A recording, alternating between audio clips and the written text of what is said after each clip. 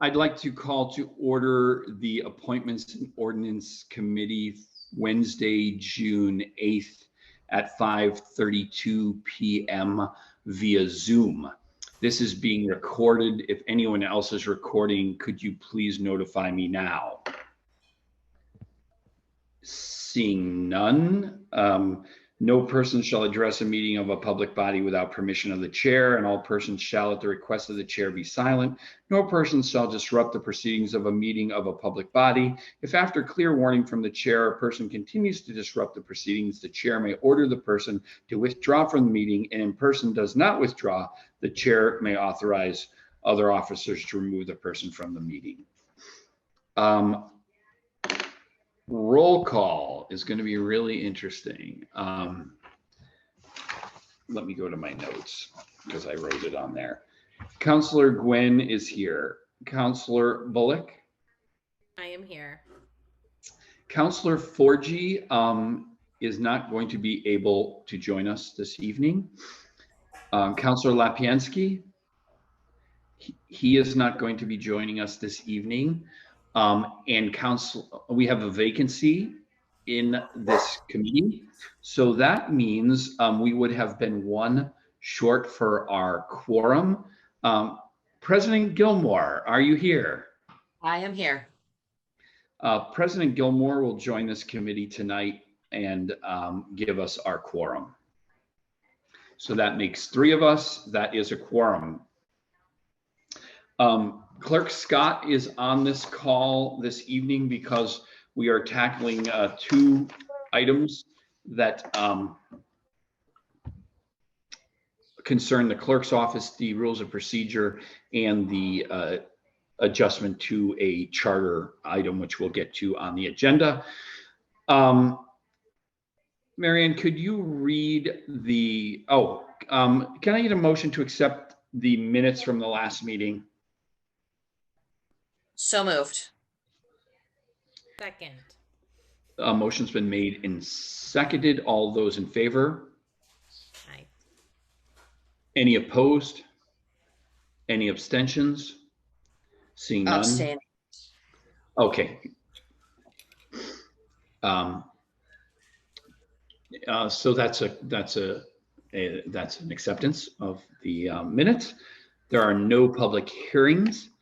The first order of business are the motions for the mayor's appointments and reappointments. Councillor Bullock, is that something you could read? Yeah, is it the order number FY 22156? It's going to start out with Council on Aging, Randy Handelman. Yeah, okay. It's that one. The City Council moved that it be ordered that the Greenfield City Council, pursuant to Charter Section 2-10, affirms the following appointments and reappointments by the mayor. Appointments: Council on Aging, Randy Handelman, term to expire December 31st, 2022, short term to replace Mary Williford. Human Rights Commission, Felipe Simon, term to expire June 30th, 2023, short term to replace Carolyn McDaniel. Human Rights Commission, Irene Woods, term to expire December 31st, 2024, short term to replace Maureen Lyons. Mayor's Task Force Against Domestic Violence, Scott Smith, term to expire December 31st, 2024, short term to replace Irene Woods. Sustainable Greenfield Implementation Committee, Walter Kim Boas, term to expire June 30th, 2025. Reappointments: Council on Aging, Margaret Peg Saulnier, term to expire June 30th, 2025. Housing Authority, Trish Leonard, term to expire June 30th, 2027. Sustainable Greenfield Implementation Committee, Nancy Hazard, term to expire June 30th, 2025. Majority vote required. Can I get a second on that? Second. The motion's been made and seconded. We received no correspondence from any councillor with any additional information required for these people that were put forward. So is there any discussion from the committee?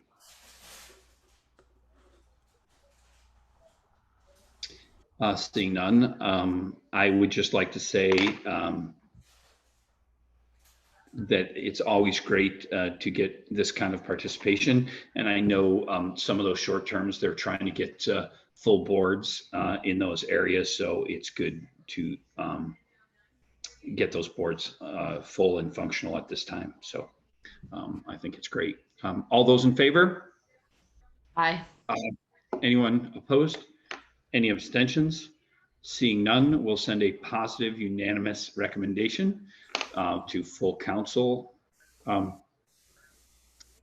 Clerk Scott?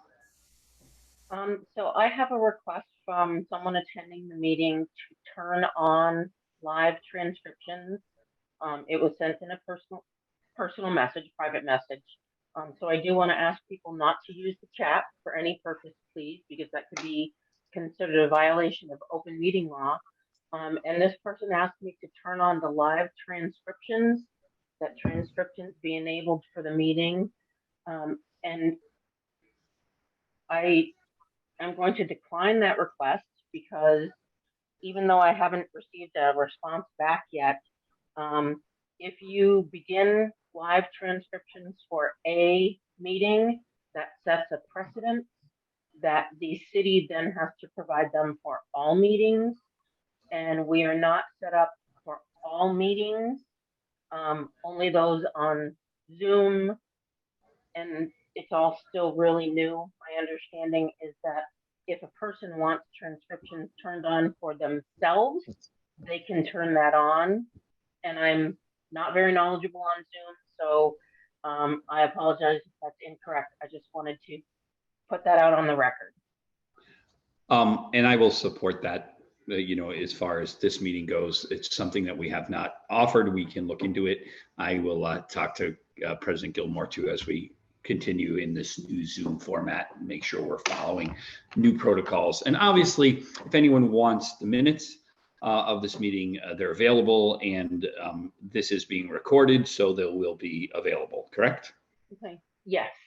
And okay. The member of the public has raised their hand. It is up to the chair if they allow them to speak. Normally, I don't take any comment during this. I guess I will find out if there's a problem with the system, but I won't talk about any specifics.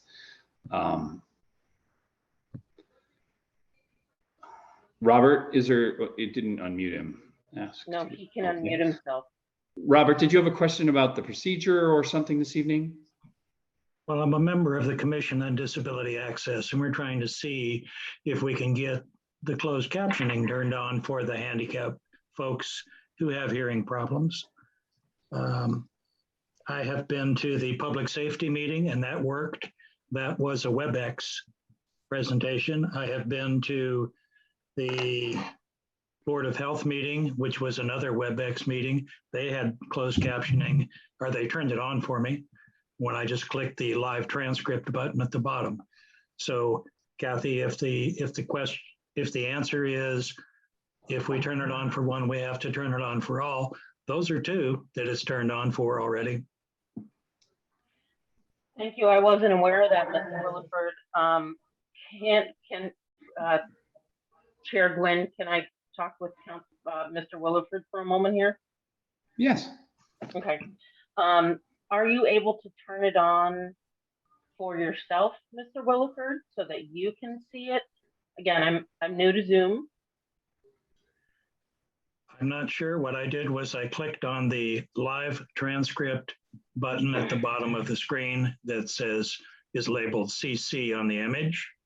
It said, I will ask the host if they will turn on closed captioning for you. And immediately it came on. So do you currently have it for yourself?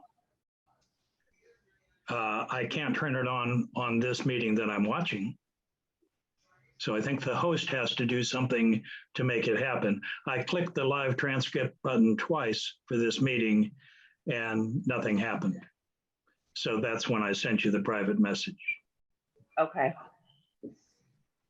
I understand that private messages are not usually right permitted. Let's work on this. Councilor Bullock, did you have something to add? Yeah, Kathy, for Zoom, the host has to enable live transcription. So it might be different on WebEx or another one, but if you enable live transcription, then individuals can choose to utilize that feature. But Okay. like we must have a setting too. It won't let me change my name right now in Zoom. So we must have different, like the city must have different settings configured for Zoom. So in some Zoom rooms, you can choose as an individual to just have live transcription. But it looks like the setting that we have is that you have to ask the host to enable that feature. So the spelling of your first name, Marianne, is Maryann? Marianne. Okay, so this is a learning curve, folks. Sorry about this. I was just able to change your name to Marianne.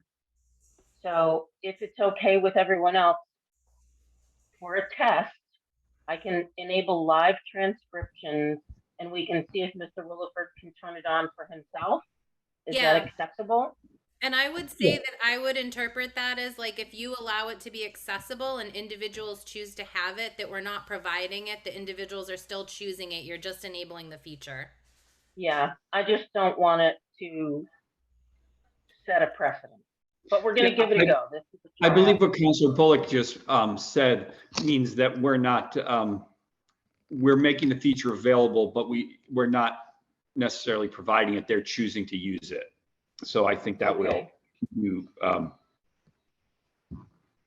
okay, so I did it says, turn it on. now it says who can see this transcript. The account owner and anyone in the meeting can save this transcript, and so it should be working. Mr. Is Robert there? I am, and I can see the transcription. I can see the Okay. captions. Thank you. All right. Thank you. This is all new for us, and we want to make sure we're doing it correctly. Thank you for that. Mm-hmm. Thank you, All everybody, right. for your We're going to continue with the agenda. Councilor Bullock, if you could read the next motion, which is concerning rescinding the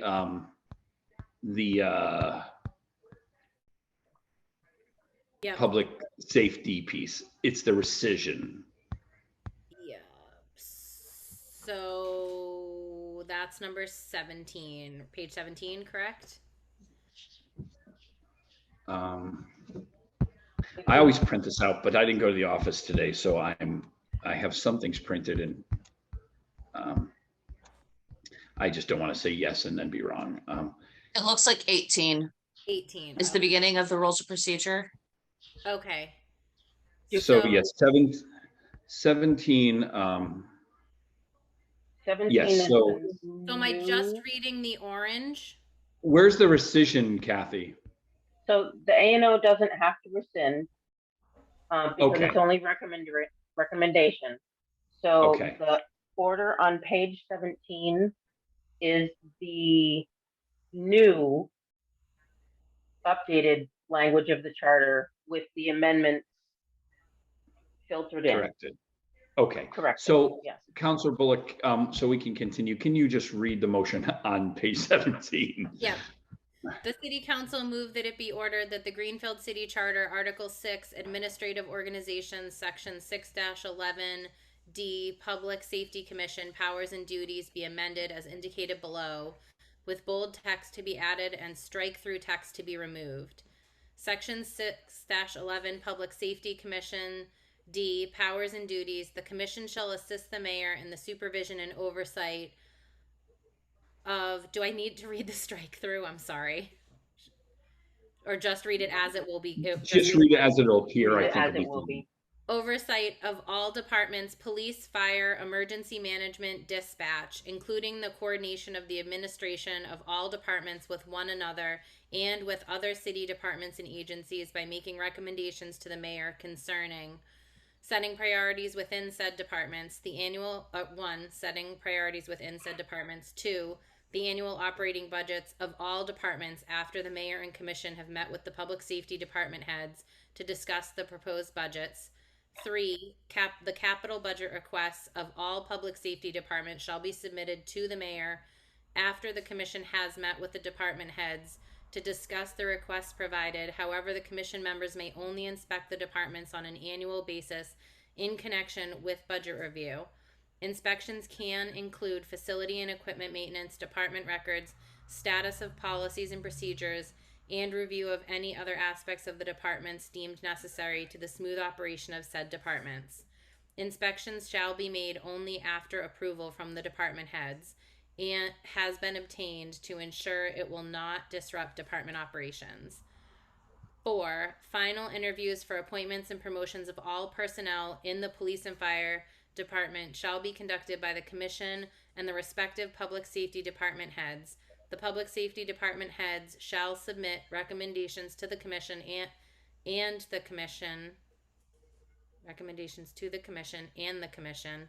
If it does not agree with said recommendations, shall submit written reason for not concurring with said recommendations to the mayor. Appointments and promotions of public safety personnel shall be made in accordance with collective bargaining agreements and applicable general laws and local hiring policy requirements as defined by the mayor respectively. And the city council further instructs the city clerk to submit the approved vote to the legislature of the Commonwealth of Massachusetts and request said legislation to amend the city charter. Majority vote required. Do you need a second? Thank you. So we have a second. Kathy, before we move on, that line that Councilor Bullock kind of brought out, when it says shall submit recommendations to the committee and the commission, is that what it is? No, but it says to the commission and the commission. I think it's a redundancy that I will look out to make sure it shouldn't be committee and commission. Oh wait, I brought my charter. I have every strike through version of that we, oh no, that's rules of procedure. I don't have my charter one with me. I threw it out. Okay. So currently that section says. Because we're not changing that wording at all. That's not part of the strike through, but it just seems. So. I think it's a run-on sentence. So in the current language in the charter, it's safe, starting at. So the current language starts, the chief shall. So it starts, the chief shall submit his recommendations to the commission and the commission, comma, if it does not agree with said recommendation, comma, shall submit written reasons. Recommendation to the commission. Okay. So am I missing a comma? We are. This says recommendation to the commission and the commission, comma. To the commission, recommendations to the commission and the commission. That's what it says here, recommendations to the commission and the commission, comma. Okay, then we'll leave it, and I'm not sure. Any opinion on that from any of you?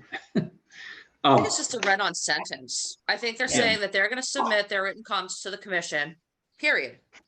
If the commission chooses not to accept, that's what I would make my son do if it was his homework, but. All right, Kathy, can you explain to my committee why we're making a new motion? Sure. When this initially went before the council, the language that was used in the order was a previous charter section language. So it was charter language from, I think, 2017 rather than 2019. Because it's a charter amendment, you want everything to be just so.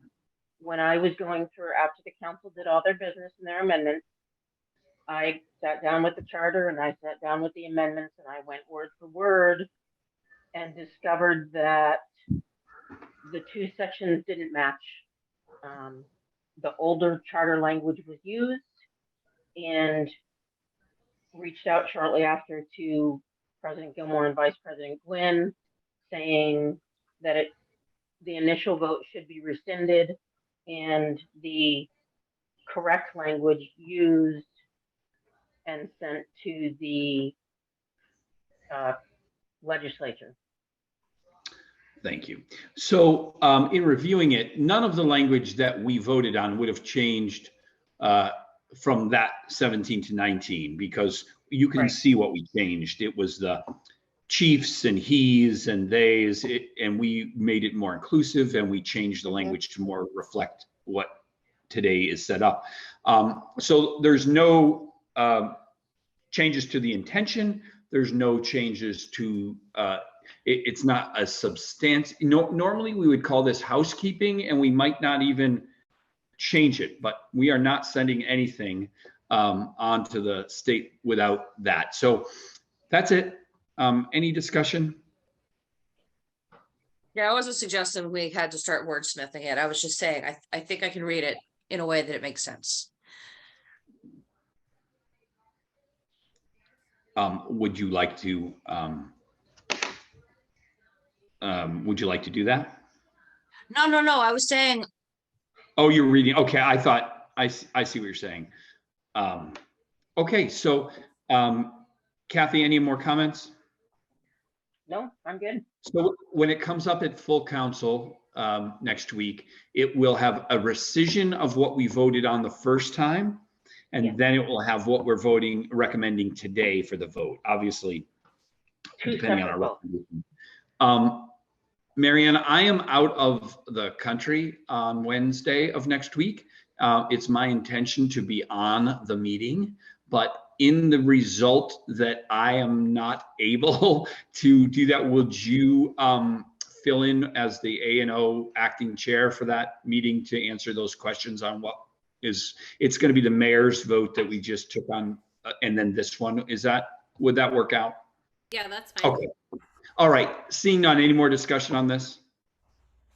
Seeing none, all those in favor? Aye. Aye.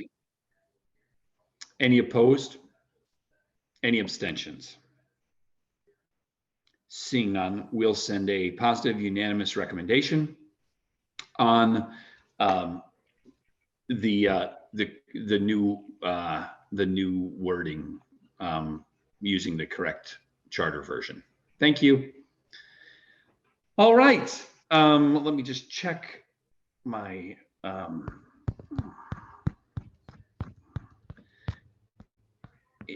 agenda, which I love when I print one out, so I can not do this. Mayor's appointments, amend the city. Okay, now we're at discussion, and this is the proposed amendments to rules of procedure. Okay.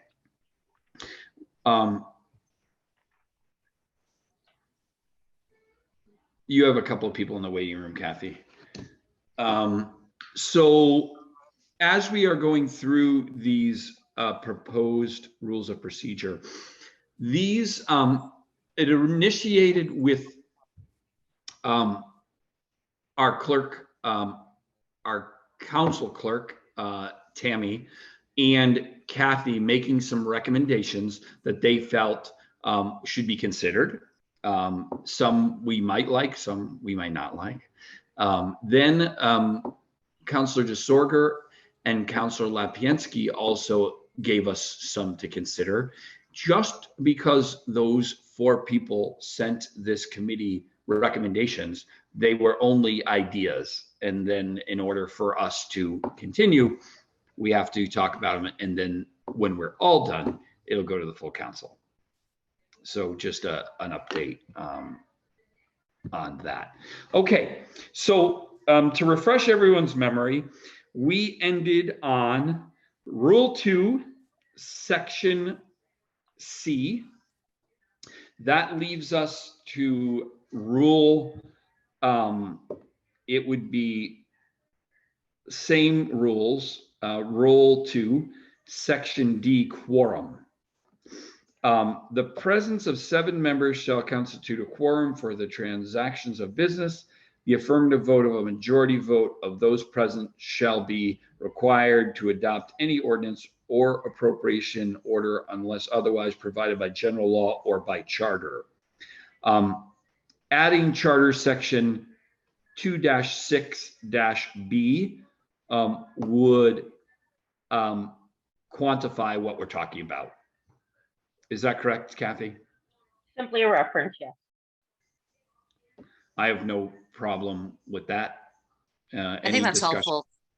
Yeah, you know, a lot of times we get lost in our own paperwork. You know, Kathy, did we vote on all of these last time? Is that what we did? We voted these. Do you remember, Marianne? Did we vote on these? I think we did, right?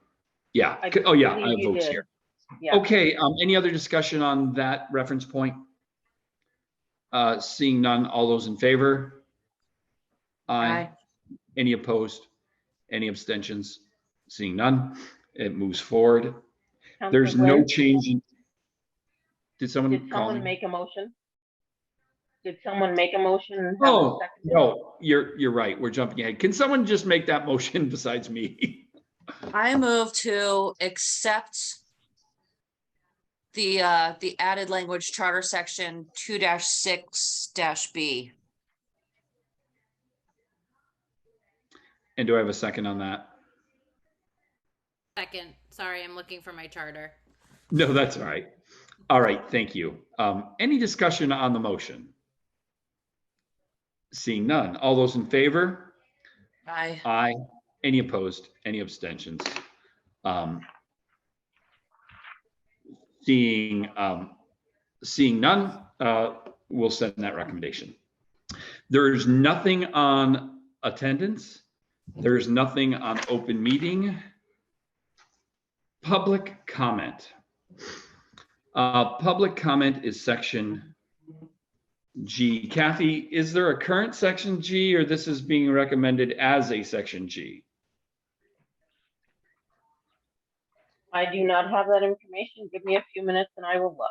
No, I don't see a regular G.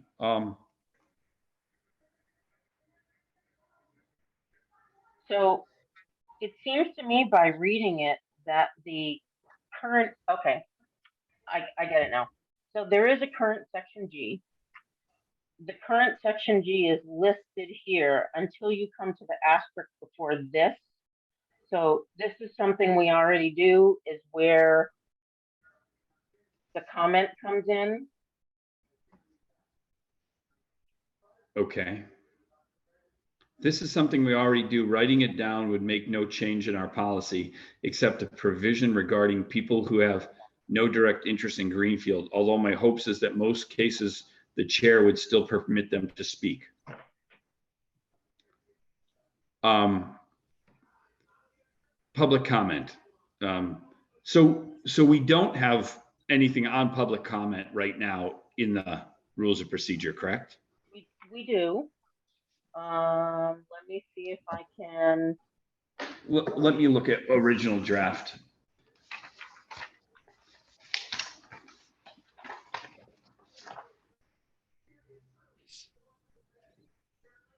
No, in Rule 2, we end on F. So G, public comment is new? Yes.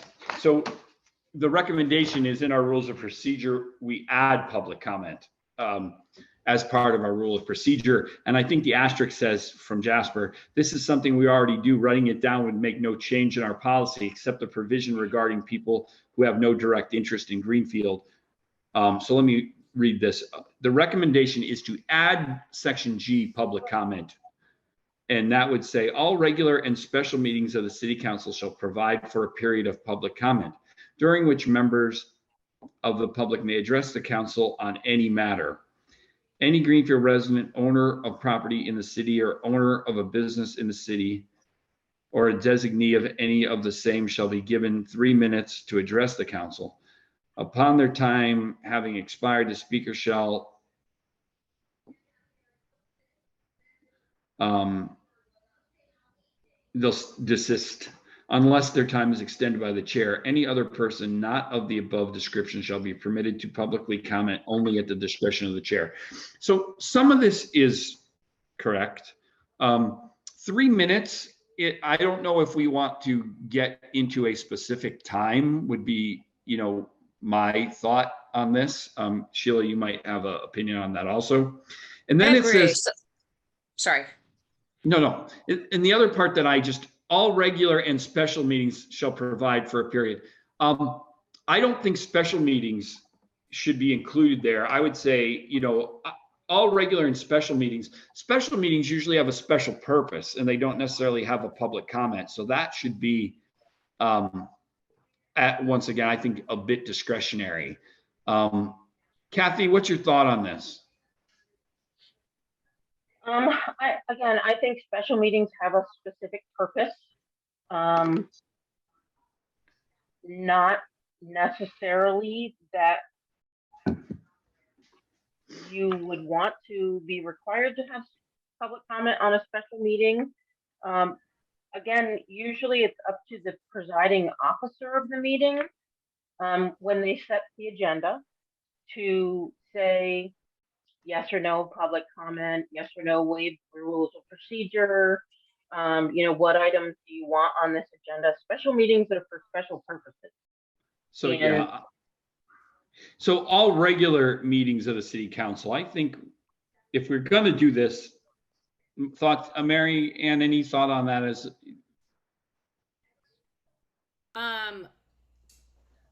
I do think that all regular city council meetings, and I actually do think that committee meetings should also have a public comment time. Whether that I agree that the time should probably be at the discretion. There's some times where we're hopefully going to have many people who want to comment, and we might need to limit it to a minute for public comment or whatever it is. But I don't know about special meetings, and I haven't been a part of too many special meetings, so I don't have an opinion on that. Thanks.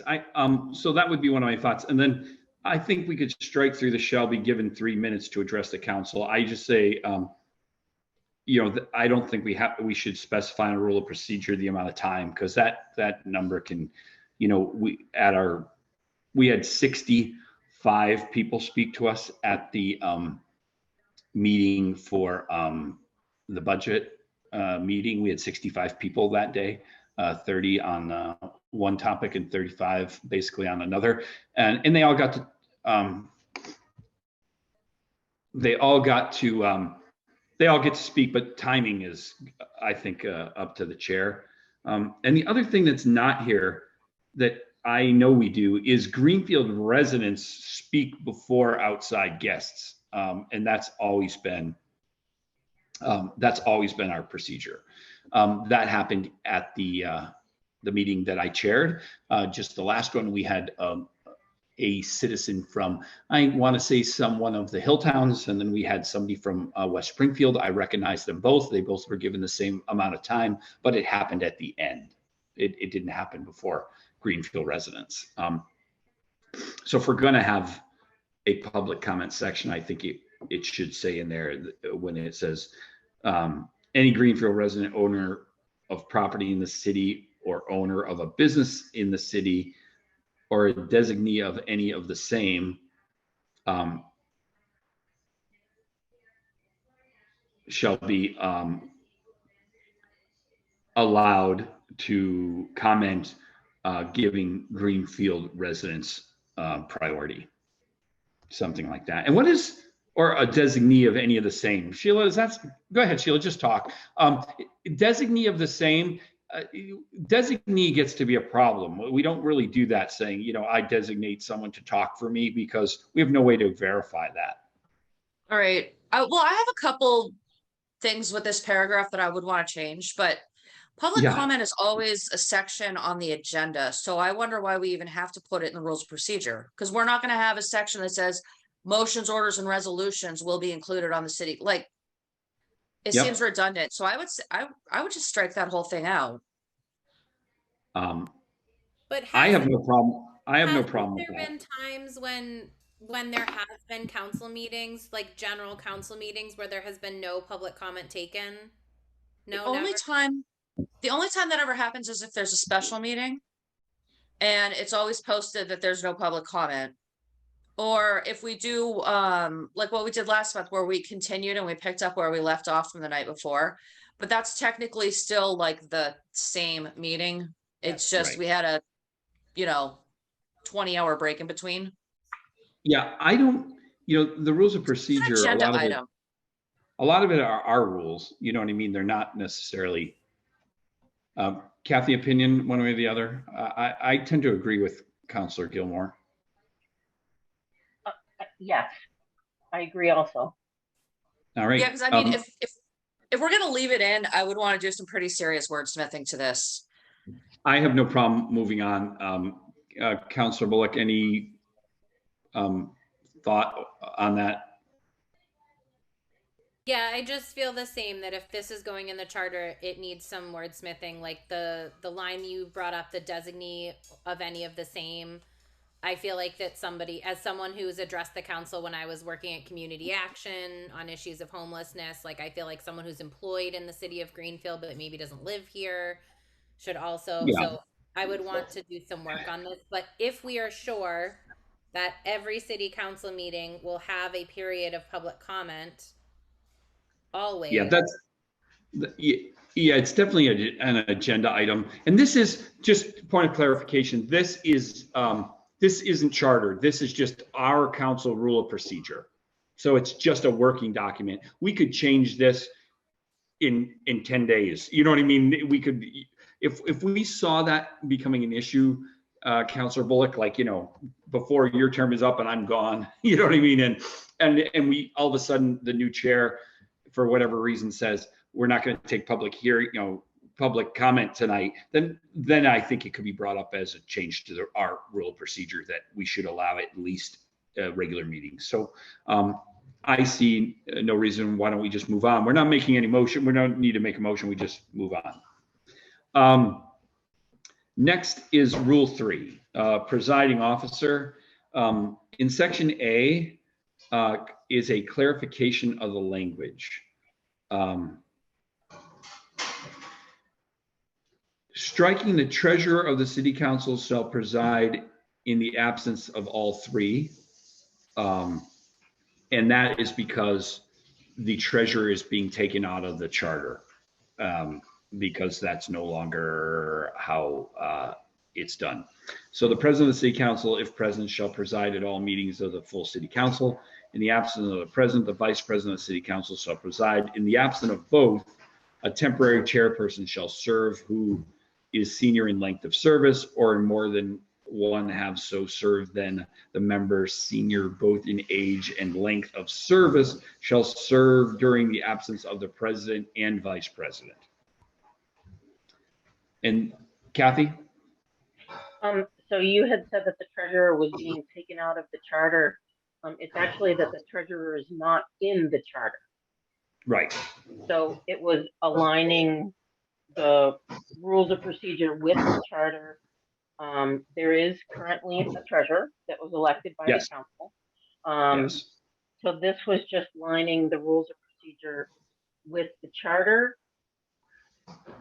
But we just made a change to something that's coming, that because the treasurer is now going to be part of the process of the treasurer's office, that we weren't in the future. How did that work, Sheila? What did we decide on the treasurer? It wasn't here for that meeting. Okay. Councilor DeSorger was on here. She might have the answer for me. She is. Ginny? Yes. You can unmute. There she is. I'm sorry. I've been on 3 different meetings. I know you're a busy lady, and I appreciate it. And just a point of clarification, because we have 2 counselors absent tonight, we don't. I can ask Councilor DeSorger a question. It doesn't violate open meeting law or have a quorum or over that. Ginny, what changed in some of the language about the treasurer? Is it in the future the treasurer is not going to be recognized position in the charter. Was that a charter change? Do you I remember? believe that you were looking at that to be a charter change, yes? Okay. Yeah, I think that's And, where it's, I will have to say I was able to get the information about the cost of the audit due to the fact that I was the treasurer of oh, the perfect. city council. I mean, honestly, I was able to get factual information of that, and I have filled in on one occasion when you weren't there. It's just something for you to think about. But Oh, sure. I believe No, that no. Yeah, I we did want to bring that initiated up. change. Yeah, and I know I can't undo, how ANO voted at a meeting that I wasn't attending because I'm not normally on this committee.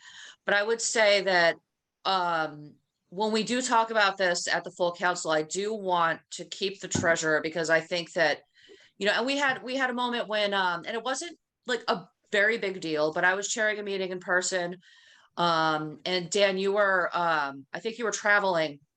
And I had to get up and go use the ladies' room, and I had to have Jenny chair the meeting. And instead of sitting there trying to do the math and figure out who's been here the longest, because you're also the dean of the council. So if you and I are both gone, who's the like assistant dean of the council, right? So it was I'm helpful sorry. to just know I Yep. could call Jenny and not have an accident. Well, Kathy, let's rectify one thing. I believe in our charter changes that are all voted on already by full council, that we eliminated that position because of where it was taken over. So that might be a done process. Do you remember, Kathy, I don't. in the, okay. So I think that is the case, that because the council treasurer, the function as the treasurer, like we used to have, the treasurer gave us updates about where we were with our budget and how much we spent of the council budget. But that function is now done by the, so I believe the Charter Review Committee sent forward a recommendation that was to be removed because it's no longer in use. And then we adopted that, and then it went forward. So this change goes along with that. So without revisiting the charter, this just says that a temporary chairperson shall serve who is the senior in length of service, or if more than one have so served, then the member senior both in age and length of service shall serve during the absence of the president.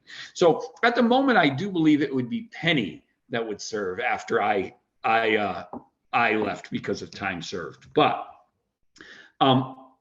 I believe this clarification of language has to take place, but we could wait on this until the legislature approves our charter change. Because if they don't approve the charter change, then it doesn't correlate with our charter. Remember, we have voted on the entire charter. That pack's done. It's ready to be sent to the legislature. But until they approve it, they're only recommendations. So if, we could wait and see if we want to be hesitant, but I believe it's really a member of housekeeping, not eliminating a treasurer position. Yeah, and I think what I'm really concerned about is just having that third person who you Right. just know that that's the person who fills in if, both of us get hit by a bus. But since this hinges on that, would it be okay if we just moved on to the next change? Because like you said, we can change this Kathy, we can change this in August if we want. Right, Kathy, if the charter is changed by, next year, that we can revisit this and make it compliance, because it's just a change. I have no problem with that. Councilor Bullock agreed? Okay. Next was voting, roll call. What? So you were talking, so there was a suggestion for section A and a suggestion for section B, both about the treasurer, but I'm assuming both are going to be left until after. Thank you. Yeah, I'm sorry. I checked it off saying it's another treasurer change. Let's leave that in our rules till it's a charter change, and then we'll comply. Because those can be changed in one meeting. It's not like we have to create the wheel.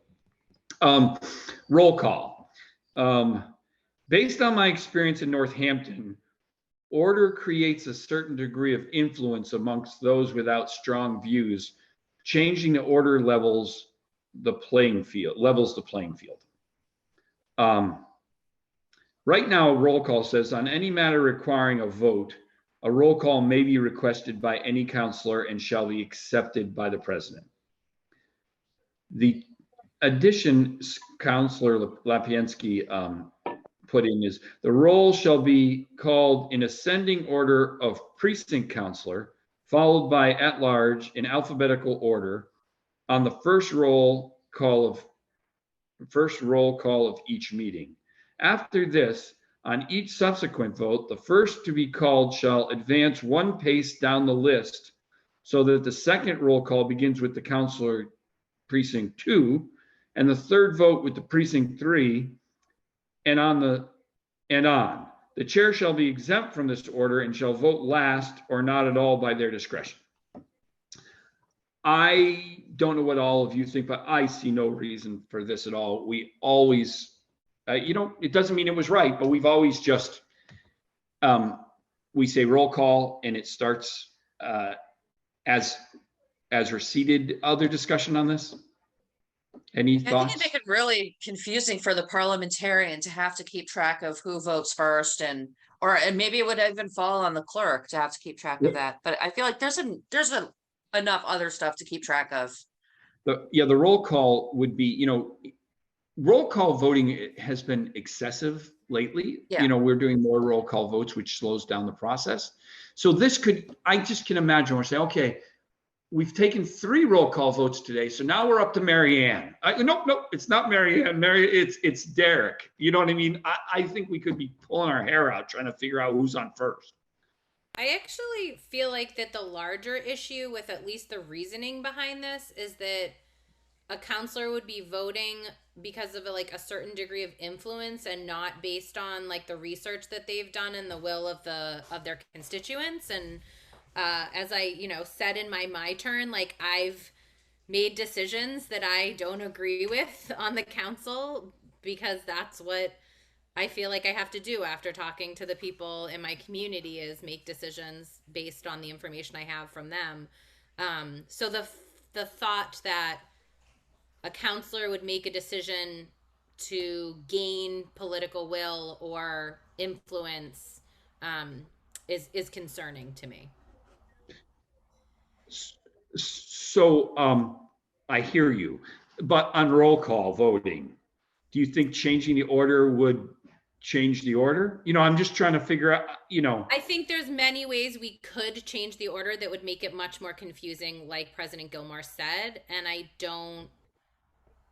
don't feel that the reasoning behind this is justified for making such an elaborate change. Like you said, the way we do it might not be the best way, but I'm not convinced that this is the best way either, or why we would change it. Thank you. I hear you. I think people, it was funny because someone called me out from my voting at the budget meeting. They said they were feeling bad for me until they saw that I was counting votes, and then I would respond, but I was responding when it wasn't necessary for me to respond. And the truth was, once Councillor Ricketts left, that only left us with 12 councillors, which means as it came to me, I was trying to figure out if I was going to lock it up with because if it was a 6-6 split, then we have to go into a whole different procedure. You know what I mean? So, but there was pressure that night. That's what I was getting at. I was writing them down, going around the room, and it wasn't so I could say, well, my vote doesn't matter. I mean, historically, the chair can vote, or the chair can wait to break a tie, or or move it along. And I always, as a chair, I try to vote often and move it along. But there is pressure, like you were saying. You try to vote there. The other thing that I always try to do is any counselor that walks into every meeting and they already know what they're going to vote before they came in, it really takes away from the idea of having open discussion. We could all just vote and go home a lot earlier if we all knew, we're going to head nod. You know what I mean? So I think there are some pressures there, but I don't think this version of any roll call would help us at all. Sheila, just move on to any. I don't think it can be visited again. I think we could just move on. we already have a roll call vote. Okay, All right. next one, vote. Every counselor present when the question, in accordance with Robert's rules and clarify language. So those are the ones we like. Every counselor present when the question is put shall vote yes, no, or abstain, with the exception of the president or the presiding officer, who may vote on any item they so choose to, or when required to break a tie vote. That's just exactly what we do, and that's responding to Robert's rules. I think that clarification is good myself. Other discussion on it? So I move that we accept that language. Second. Okay, the motion's been made and seconded to accept the language. Any discussion further? Seeing none, all those in favor? Aye. Any opposed? Any abstentions? Seeing none, that'll be a positive unanimous recommendation. There's nothing in C, nothing in D, nothing in 5 until letter E, which was ending debate, which is not present now. City council meetings in Greenfield, this came from Councilor Lapinski. City council meetings in Greenfield have something of a fraternal feel. If, in fact, 9 councilors have already made up their minds, there's no need to hear everyone out, long form. Neither rules of procedure nor Robert's rules state clearly whether you must be called by the chair in order to make a motion. And there are times when our custom goes both ways. Okay, so he proposed, any counselor may move to call the question at any point during debate and shall not be required to gain recognition of the chair to do so. A 2/3 vote shall be required in order to end the debate. No counselor having already moved a given question and the vote to end debate having failed, or having failed to obtain a second, shall move the same question a second time without the permission of the chair. Okay, I'm not sure what I just read. This came from a specific incident. He tried to call the question when I hadn't recognized him and I had a speaking order. I had recognized a couple of people. So he was, 3rd or 4th in line, but he wanted to cut the line and call the question. So I feel like people need to have, and I'm not just saying, like, there's going to be a day when I'm not the president of the council, but I have to say it's really tough chairing these meetings and keeping an eye on everyone. If people can speak without getting the recognition of the chair, it's just going to make it more chaotic than it already is. No, so, I agree. I hope that doesn't sound like a conflict of interest, but no, because I'm gonna go down that path with you. Here's my problem with this. I was a rookie counselor and a seasoned veteran. I voted to call the question one night. I was probably my second meeting, 27 counselors. And she came up and she said, Dan, what were you afraid of in hearing what everyone had to say? And I said, well, I wasn't. She said, well, you cut people off. You're afraid to hear their answers if we're here to discuss things. And it changed something in the end. Our rules of procedure say, and I read it at the last meeting, that I would not recognize anyone a second time unless they were clarifying a question until everyone got to speak on a motion the first time. Well, the problem is we have people that don't necessarily believe in the concept of allowing everyone to get a chance to speak. And I think it's really in poor taste when 7 counselors have spoken and then the 8th counselor, you recognize them to speak and they call the question. Because that means there are still 4 counselors that didn't get to talk at all. And I don't think that's right. And it bothers me as a chair that when someone cuts them off, if something is like beating a dead horse, we've all been heard once around the table, and then we're heard a second time, and then a third time, and finally someone's like, well, Dan, just shut up. I called a question, I get it, but I don't think it can be done without recognizing someone. I could call the question before anyone spoke with that rule. Kathy? Oh, I use Robert's Rules of Order online all the time.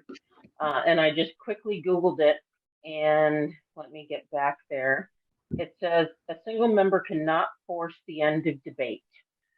This is a summary. Interrupting by yelling, call the question, is not appropriate. It has to be made by obtaining the floor, just like every other motion. Okay, so that nullifies this right there. This would oppose Robert's Rules of Orders. Does anyone see any other reason to discuss this? No, thank you, Kathy. That was my concern. I was reading the beginning of it, and then when we got to the end, I'm like, I don't think we can even do this. So yeah, we can't write it into our charter that we can supersede it. And I remember the instance that Sheila was laying out, and I have, an email from the parliamentarian, Mr. Roberts, that says the same thing. You have to obtain the floor. So we'll move on. Rule 6, there are no changes. Rule 7, no changes until F. Filing of papers. This came from Counselor. It came from Clerk Scott. I forgot your color. You're green. I wasn't. Tammy is orange and you're green. Okay, so I just lost my place. Oh, filing of papers, Kathy. You were striking submitted to the clerk of the council no later than noon on Wednesday, and you struck that out and put 5 business days preceding the regular monthly committee chairs meetings. Right. So this is the 5-day rule. It clarifies the 5-day rule. It bringing the 5-day rule and the rules of procedure in alignment with one another. I believe that. The same for the next section. I think this makes sense, because if we ever changed our meeting to be like the 3rd Tuesday of the month instead of the 3rd Wednesday, then this doesn't have to move. It would stay consistent. Yeah, 12 noon on a Wednesday is just too specific, I think, with anything, I'm going to harkening back to that's a long time ago. Yeah, and so I have no problem with that. Does someone want to put that in a form of a motion? I move that we accept that language or that amendment. Second. Okay, it's been made and seconded that we change it to 5 business days preceding the regular monthly committee chairs meeting. Any other discussion? All those in favor? Aye. Aye. Any opposed? Any abstentions? Seeing none, move that forward. Filing for committee documents. It's the same manner as F. So it would be the same 5-day rule for submitting committee documents. Is that correct, Clerk Scott? Absolutely. Someone make a motion? I move to accept the language for G, section G. Second. Motion's been made. Second, all in favor? Aye. Any opposed? Any abstentions? Seeing none. Okay. Rule 8. All right. This is some change of order from Councilor Lapiensky. Let me just, I'll read these in a minute.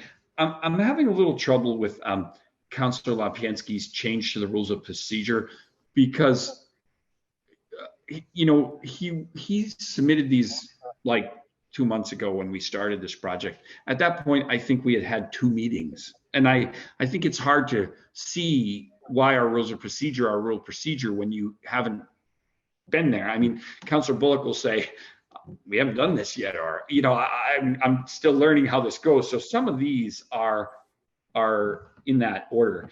He says the Pledge of Allegiance.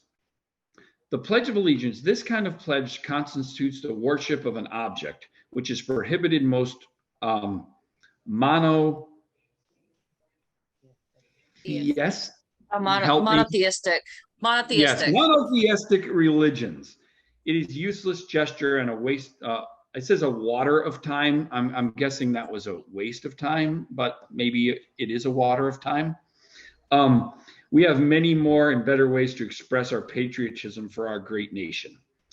So he's asking in this that we get rid of the Pledge of Allegiance.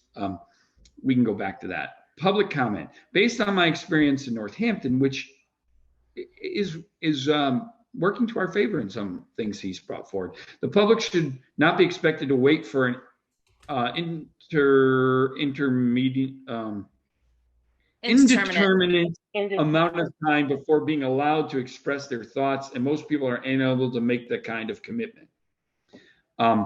So he recommends that we put public comment first. It would be tough to put it first because we wouldn't have called the meeting to order yet. But that's it.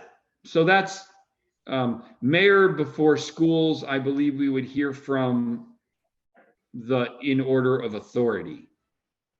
So he's saying as 6, we go to communications from the mayor, 10 minutes, he added time, communication from superintendent, school committees, and then communications from city officials as invited by the chairs. So he has messed with that. So some pieces of this have some interesting thought, but some I think are impossibilities. The Pledge of Allegiance, that came about, Sheila, didn't that happen when you were, or was it, how was it President of Allegiance? That was new, right? Because it was when I was new, yeah. Yeah, and they decided to make the Pledge of Allegiance voluntary. It's a voluntary thing. It's done. I don't have a major problem with it. I don't know what. It's kind of an interesting thought. We didn't do it when I started on the council. It was something that we instituted shortly after I joined. I don't know that it really takes a lot of time, but I also don't know that it really is an important thing that we do it at council meetings. I don't know. I think I'm more worried about some of this other stuff. Like, yeah, we have to call to order before your public comment. But first of all, Marianne, this answered something that we talked about before. You asked about public comment. It's already in our disposition of business, you know, as far as in our rules of procedure. Remember, we were saying, you and I were talking about, yes, we want public comment. It's already here. It just wasn't spelled out. So that looking ahead, public comment has always been interesting. Obviously, you can't have it before the call to order and the roll call of members because we don't have enough meeting going yet. And then it wouldn't be public record either, which I think is like one of the important pieces of public comment, is that it's on the record. I mean, I think that's a lot of people, that's their intention. They want to be heard on the record. They want it, you know. Then we have approval of the minutes from the last meeting, which that's a formality, and that could correct something that's going to be discussed that evening. So I think that has priority, because usually if there's a problem with the minutes, which doesn't happen often, it's usually quick or it has specific reason. And then we go to communications from the mayor and then superintendent and such. But those communications happen from the mayor and the superintendent. Those happen before public comment normally. Kathy, yeah. Communications from the mayor, and that happens, and then it's public comment. Is that how it is right now? I'm looking through a strike-through version, so I'm running into that falter of I don't know what the original version said. I mean, I would be in favor of I'm honestly indifferent about the Pledge of Allegiance. I would be in favor of moving public comment after approval of minutes and before communication of the mayor and superintendent. I also have been like really glad to see members of the public sit through our 6-hour meetings over the last, like, some of them stayed till the bitter end They over did. the last few meetings. So but I do think that especially on nights that we have a large group to comment, I'd be in favor of moving it before communications from city officials, but after we open the meeting and do roll call and approve minutes. Yeah, I don't Yes. think, So, Clerk Scott. Public comment generally comes directly before public hearings, so it is after the current manner is call to order, roll call, pledge of allegiance, approval of minutes, communications from superintendent, communications from mayor, communications from other employees by invitation. I'm summarizing here. And then No, you public are. comment. And then public hearings. Yeah, you make a Right, you make a public good point, and then public we'll talk to Councilor Gilmore. You make a good point. If public comment and then public hearings are kind of tied to each other, to put the public hearing before we hear from the communication from the city departments, I'm not sure that works completely well, although I don't have a real problem with it coming. President Gilmore? yeah, so we had actually moved the communications from city employees earlier in the agenda, because if we've got, I'm trying to remember exactly what it was. I think it might have been folks talking about the library. So we had lots and lots of people speaking in support of the library. And then, you know, it's like 8:30 p.m. and now Marlo gets to talk to us about the sidewalks. So kind of out of respect for his time, because, you know, instead of him waiting hours, you know, the public waits maybe, you know, half an hour to 45 minutes. I mean, someone's always going to be waiting, but Here, if yeah. we're getting a 5-minute briefing from DPW about something unrelated to the public comment. Here's where I think that we have to talk about something in this, and it's not what's proposed, but it would be in reverse of that to say, well, we expect the public to stay through all of these departments talking, or the mayor talking, or the school department talking. So we make their time, but obviously that's limited to who we invite, or the mayor and the superintendent.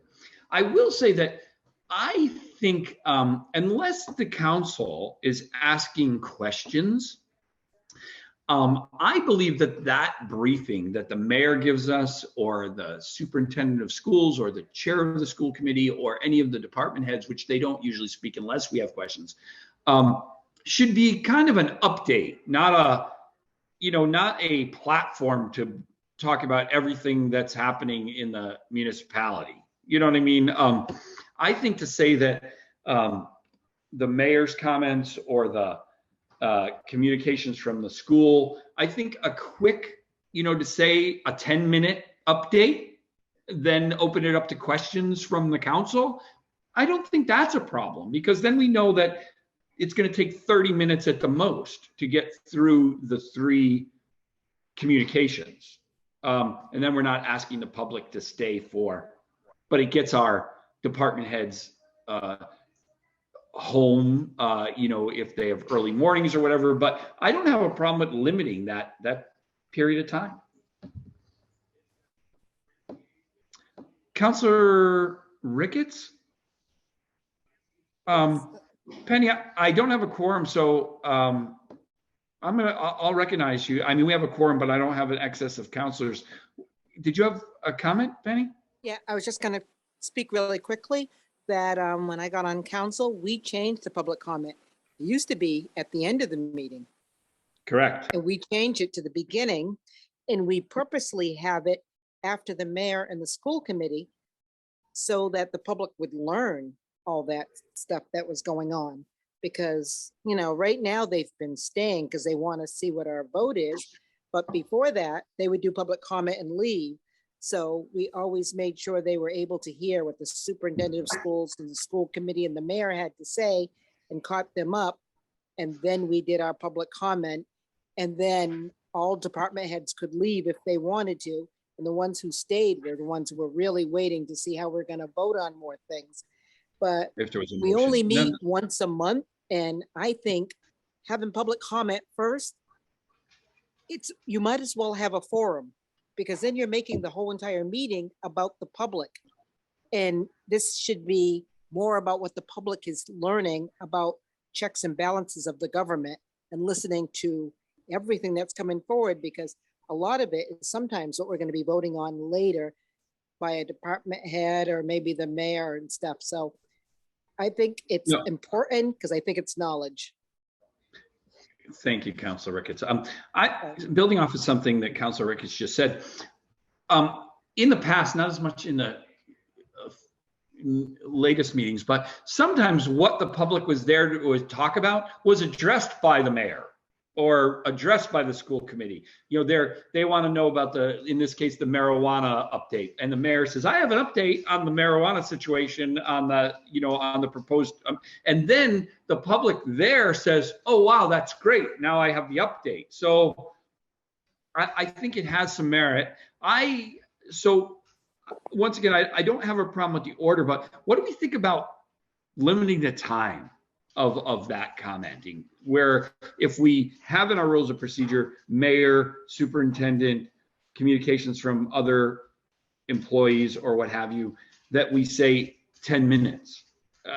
Do we have I don't have a problem with that. And then questions of counselors. Thoughts? Because then we're talking about a 30-minute session instead of, and then it's not. What I think was starting to happen was they felt like they had to talk for a long time, or they were going to almost be judged that they had nothing to say. And I remember when they said, we didn't have anything to say tonight when we were at the budget meeting, I was like, thank you. Because it just moved us forward. So I don't have a problem with saying a 10-minute update or something, a 10-minute, I don't know. I don't think about we necessarily have to change the order of things. I think maybe a rule of procedure would be to see if the council would be in favor of limiting those three, because right now they are first is superintendent of schools and school committee, communications from mayor and city officials, and then other city employees as needed by invitation. So technically, if we didn't invite somebody, we only have two categories, which is mayor and schools. And if we say a 10-minute, 10 minutes, and then unless there's questions from the council, I think that could work. Any thoughts? Yeah, I think that's sorry. good. I was just gonna say, I think that's great. I think anything we can do to expedite these meetings and make them more efficient. Are we allowed to adjust these for a proposal, or do we have to go back for a full edit before we would propose something to move forward? I'm not understanding what you're asking me. I'm sorry. Like, can I propose that we keep the order of operations as it was and we add the 10-minute time limits and we vote on that? Or do we have to go through the edit and then? No, because it's a recommendation from us. We're going to do all this again.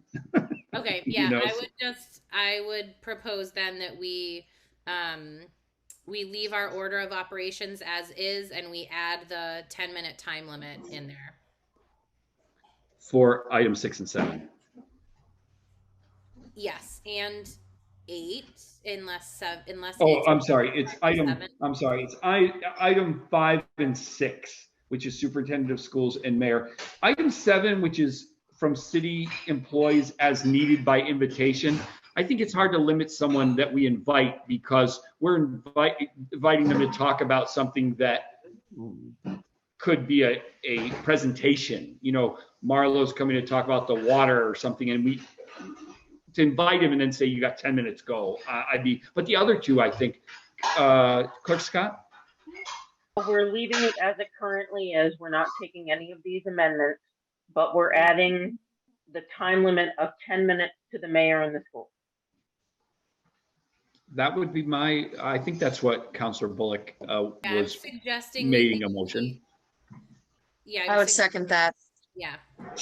Okay, so the motion's been made and seconded to leave the public, the disposition of business order as is and adding a 10-minute time consideration to the mayor and the superintendent of schools. All those in favor? Aye. Any opposed? Any abstentions? Seeing none, we'll send a recommendation. While we're looking at our order and disposition of business, I wonder if it's necessary for the school committee to update us every month. I wonder if it makes sense maybe to do it quarterly. I actually think it's really important for us to get updates monthly. There's so much, I feel like we should be working closer with the school committee sometimes, and it feels really distant. I don't know. I have kids in the school. You do too, Sheila. So I feel like there's a big space between city council and school committee, and I wish there was less of a space. And when we didn't have, even though we had that long budget meeting, there was a lot going on in the schools then that I had questions about, and so I missed that update last month from the schools. So I think we should keep it monthly and keep the time limit. No, that's fair. We haven't had a lot from them recently. And I think guess that's fine. It's also the discretion of the school. If they don't want to talk because there's nothing to talk about, then they don't talk, which I find rare because I think there's always something to talk about from our schools, but we don't always. And I'd love to see the superintendent, to tell you the truth. We haven't had a lot of updates from her. Okay. There's a green strike through. That's Clerk Scott. Clarifying language to actual process. This is item 3 on our disposition of business, Kathy. Correct. Do you want me to read it? If you'd like to, or I can. It's just you put a strike through. The president shall produce a schedule of counselor designated meetings within the first week of January of each year, providing that no counselor is given more than one invitation. Right. And then you added the president shall at their discretion provide such invitations, and then you crossed out be able. So right.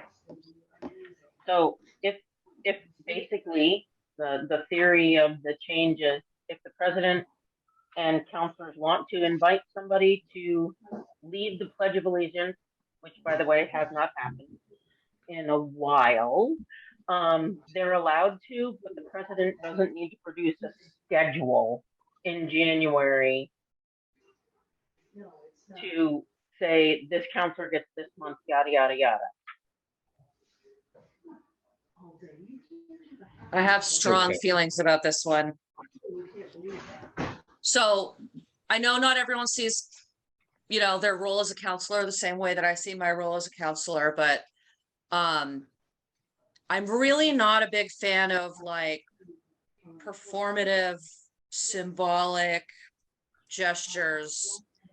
And I don't like the idea that city council is like a talent show, right? I know I'm going to sound like some mean old Grinch, but I feel like our job is to, we have to perform certain tasks for the city, especially during the budget meeting. We're sitting there running numbers through our head. We do lots of research and lots of homework. And I think it's great that we have these groups in town. But I don't feel like having, the chess team or the basketball team or something like that leading the Pledge of Allegiance really contributes to us getting our work done. And I know it sounds horrible. I'm no fun, but I just want this to be business. Right. So the strike through that was proposed only clarifies the language to how we actually do it. You're maybe recommending that we take this. I would say just take the whole thing out. You're saying that let's take this out. You know, I don't see a reason that, I mean, I think that if there was a special reason that we were doing it and someone brought it forward, that's up to the discretion of the chair to say, you know, we've asked someone to come in, but I don't think it needs to be in our rules of procedure. I really don't. Councilor Bullock, any thoughts? No, this is one where I'm indifferent. You know, all this does is specify that the president, that a city council or councilor designated by the president of the council shall have the opportunity to invite a person to lead the Pledge of Allegiance. That's all this is, this whole piece. I don't think it needs to be in the rules of procedure. So, Sheila, you want to make a motion? I would move that we strike that whole section.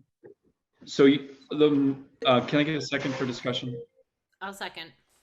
So the motion has been made and seconded to strike item 3 from that item. Is that correct, Clerk Scott? That's what I've got. Okay.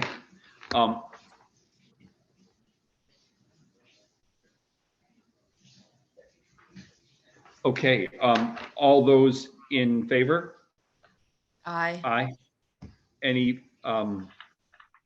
opposed? Any objections? There are only 3 of us, so I can see none, but I'm still asking. Okay, we'll send that as a recommendation. So that was 3, which there's a new 3 here, but this was from Councilor Lapinski. This was something that actually, I think he was on the right track, but I think during the time of the meeting, the city council shall at 90-minute intervals be automatically scheduled to take a 5-minute recess. If said time occurs during debate or when a motion is on the floor, the recess shall be held after the question has been addressed and voted on. If a question on which the chair can reasonably expect a lengthy discussion arise when the next recess will occur in 10 minutes or less, the chair shall ask for the pleasure of the council as to whether the recess before or after. Any recess may be skipped by a majority vote. Breaks. As proposed by Councilor DeSorger, councilors may be embarrassed to interrupt proceedings in order to call for a recess, but all available science suggests that sitting for more than an hour and a half is detrimental to our health. So I believe we should have breaks and that we should say, I don't think 90 minutes every hour and a half. I think it's, I use this thought during the meeting we just had. You know, when I chaired, I called breaks, said we're going to take a 5-minute recess. People use the restroom. I don't have a problem with this. I think that saying, it's a little wordy, but I think that if we could have a recess, we ask to take a recess at 90 minutes. And if obviously there's a piece, this is well written, there's a piece in there saying if we're in the middle of a debate or we see something big, I stopped it and said, listen, we've been here an hour and so we're going to go into this. Do we want to take a break now? I think it works. That's my opinion. I agree. People work better when they get to take breaks. Yeah, and I think Councilor DeSorger is correct in saying some people are embarrassed to say, excuse me, I have to pee. Can we take a break? You know, I don't think it's necessary. I remember having to tell a councilor they couldn't leave once as president. I once got shamed in a public meeting because I asked if we could take a break. Yeah. It was really embarrassing. And we were in like a really serious conversation. A counselor said, I need to leave. I said, you can't. You know, I felt like an idiot because it was in a point where I couldn't allow them to leave or it was going to jeopardize what we were voting on. And I was awful. So if we knew that, you looked at your watch and said, okay, I can hold out another 5 minutes, you know. So as long as we set the timer with the clerk like we did and say, okay, people, you know, 5 minutes, not 15. So let's look at this piece. During the time of the meeting, the city council shall at 90-minute intervals be automatically scheduled to take a 5-minute recess. If said time occurs during a debate or when a motion is on the floor, the recess shall be held after the question has been addressed and voted on. If a question on which the chair can reasonably expect a lengthy discussion arises when the next recess will occur in 10 minutes or less, the chair shall ask for the pleasure of the council as to whether the recess before or after. Any recess may be skipped by majority vote. I don't think that's bad. Yeah, I also just think, couldn't it just be the first sentence? And then there's a timekeeper, and wherever we're at in the meeting, we say there's a 5-minute recess because we're at 90 minutes. Yeah, except if we're in the middle of debate, then we wouldn't want, because it says, the word that I'm worried about is automatically. Automatically means like at 90 minutes, someone could get up and leave. Because that's automatic recess. You know what I'm worried that could be taken as, you know. You're gonna punch a time card. Yeah, I think if we take the word automatically out of there and we just say during the time of meeting, the city council shall at 90-minute intervals be scheduled to take a 5-minute recess. And then like we could say something along the lines of like, if it occurs during a debate, the president or chair moves it in a window or something. But I worry the same thing, then we're getting back into like majority vote. Right. For a recess to skip. Yes. Yeah. So we could say something like, during the time of the meeting, the city council shall, during the time of meeting. That's a weird expression right there. I think if we're saying scheduled too, like be scheduled to take a 5-minute recess. So if at 90 minutes we're scheduled to take a 5-minute recess, if it moves 5 minutes or 10 minutes in either direction. Right. I think people will be reasonable. But could you imagine someone taking a vote to skip the 5-minute break could take probably 5 minutes? Oh yeah. Right. Yeah, I don't think we need it. So during council meetings, the city council shall at 90-minute intervals schedule to be scheduled to take a 5-minute recess. If it occurs during debate or when a motion is on the floor, the recess shall be held after the discussion arises.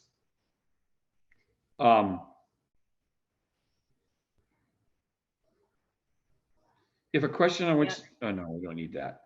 May I make? Yeah, Clerk Scott. During the time of the meeting or during the council meeting, the city council shall take a 90-minute, shall at 90-minute intervals scheduled to take a 5-minute break. The recess shall be held after the question has been addressed and voted on.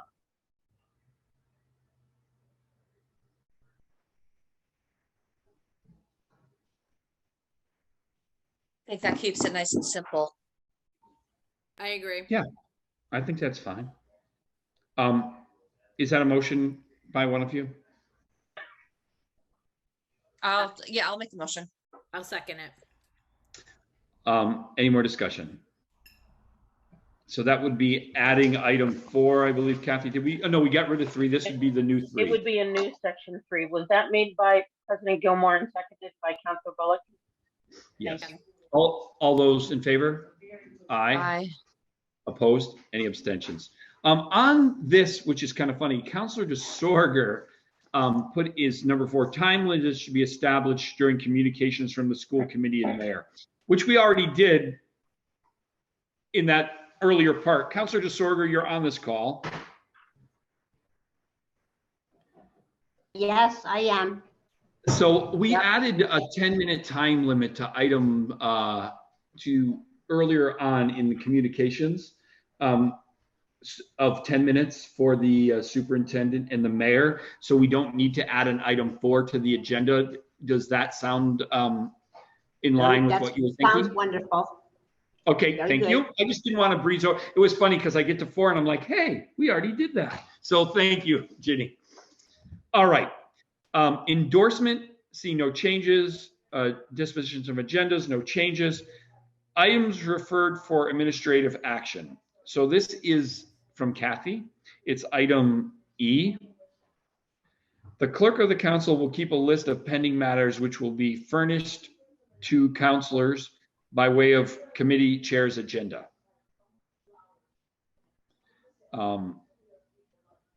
Any business presented to the council would continue to be listed on the monthly committee chair's agenda until the matter has been resolved. So that's just what we're doing. Is that correct, Kathy? It is. So all you're doing right now, it says will be furnished to the councilors monthly. You're just saying it'll be furnished to the councilors by way of the committee chair's agenda. So we're not being redundant. Right. Yeah. Any discussion on that? I move that we accept that language. Second. Motion's been made and seconded. All in favor? Aye. Aye. Any opposed? Abstentions? Seeing none. Okay. Moving on, I see nothing in E. Committees. These are orange changes which come from Tammy. Appointments, composition charge. Oh, this was a debate. This was the debate about whether we keep the name Ways and Means or we change it to Finance Committee. It says Finance Committee is a more proper name for this committee. Let me just tell you a little of history on this. Ways and Means is what it's called at the state level. We don't have a finance in Boston. It's Ways and Means. The chair of Ways and Means went to Ways and Means. That's how the state talks. When I was given the task as the first council president under the new charter, there were no committees, and there wasn't a handbook. So we talked, and at that time, Councilor Maloney made a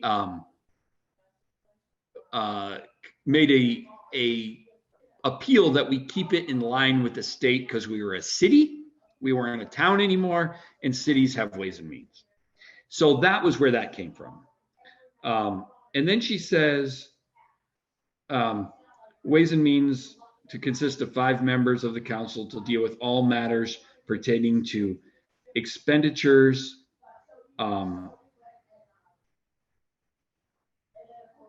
tax classification, other financial issues. The Finance Committee shall hold all public hearings on the above matters unless otherwise provided for. So a lot of that's just what we do. So I guess the thing is, what's your opinions on finance versus Ways and Means? And it's all up to you. I don't know. I heard Chris Forgy offering to arm wrestle you over that one, and I don't think I want to go against Chris Forgy on that.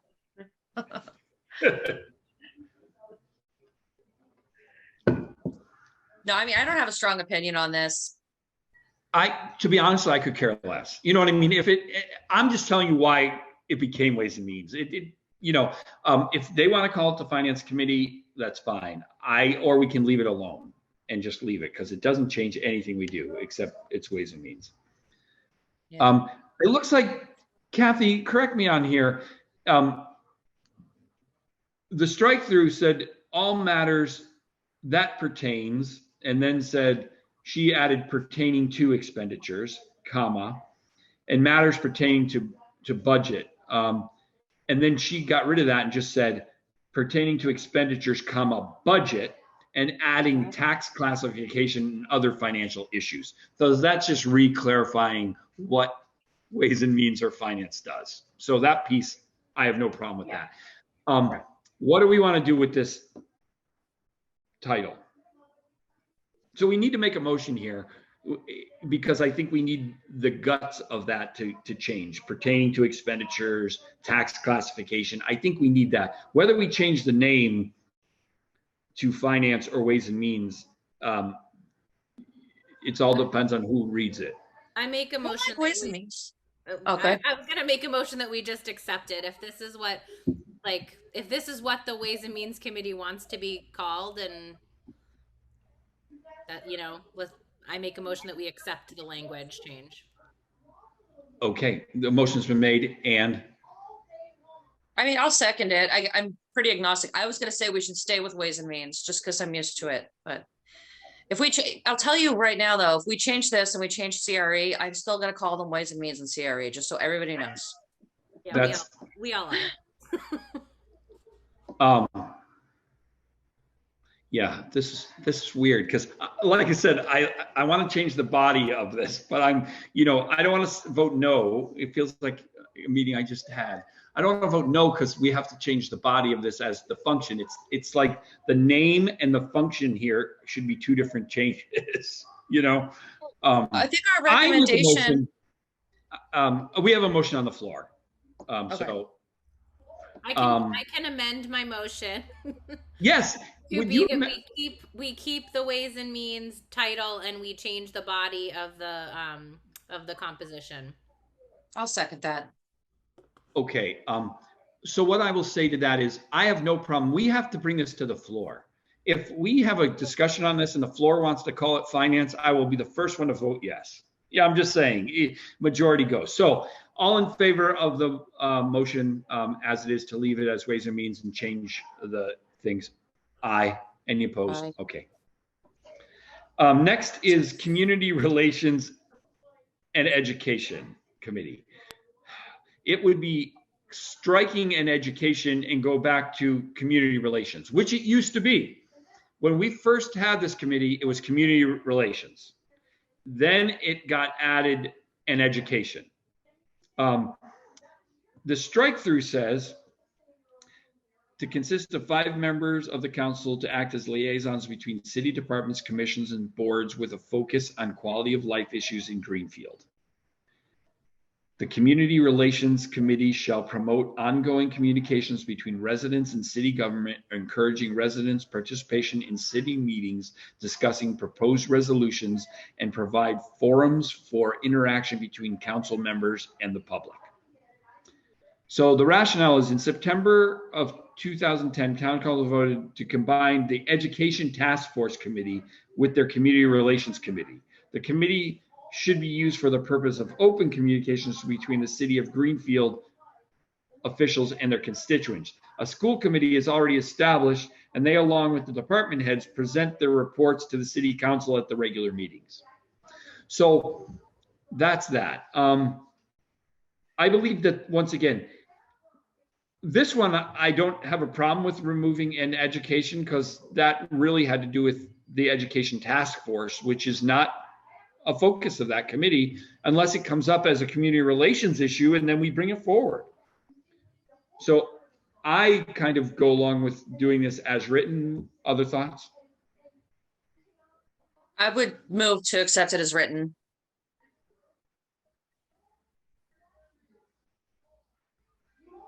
Yeah, I will vote to accept it as written. I also. Do you want to second that for a second? Can we just second that? I'll second. All right. Now let's have a discussion. Go ahead, Marianne. I think there is something to gain from having another committee outside of the school committee that takes on issues of education. But I hear you saying that community relations can also standalone take on issues of education, even without the title of education in the name. So, because the strike through that they're getting rid of too, just Marianne too, is the Community Relations and Education Committee will also provide a regular venue during the meetings for communications with the school department on cultural and social aspects within the schools. That was what the sentence was, but that doesn't happen.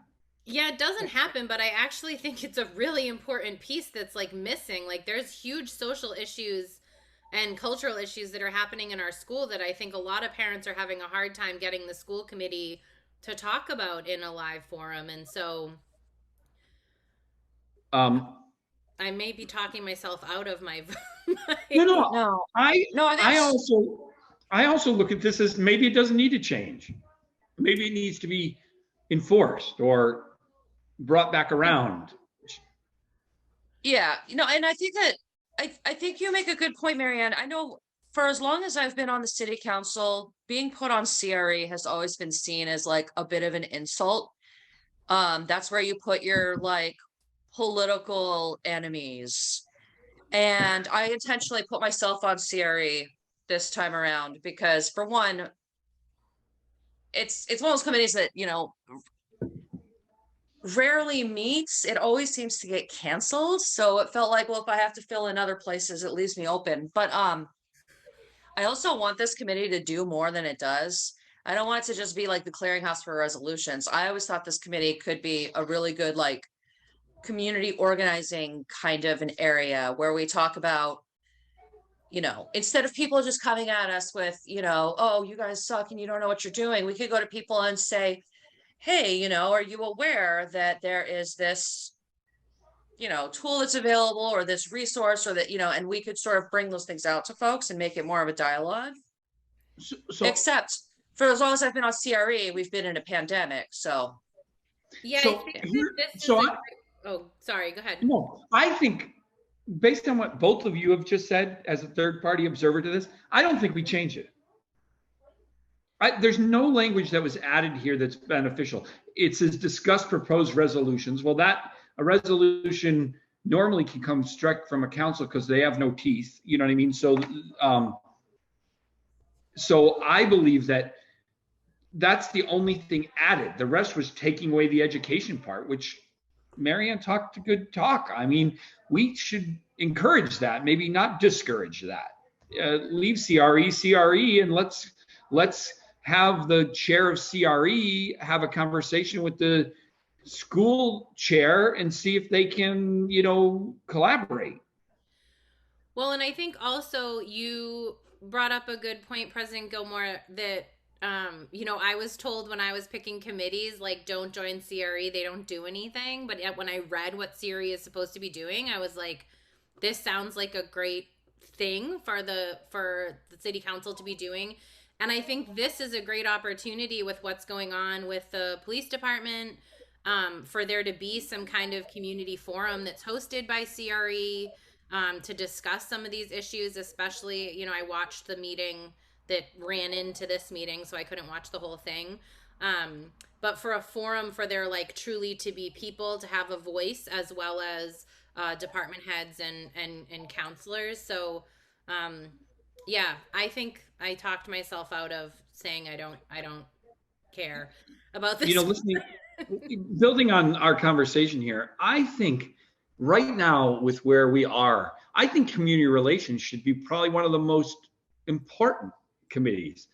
90% of the stuff that Ginny's brought forward that we're talking about in regular forums, they should be community relation projects. We should, we're talking about restructuring some of the public safety things and having an advisory panel versus public safety. That should not necessarily be appointments and ordinances. That should be community relations. You start with the community, and then they get a consensus, and then they come back to us and we try to meet that consensus or that thought.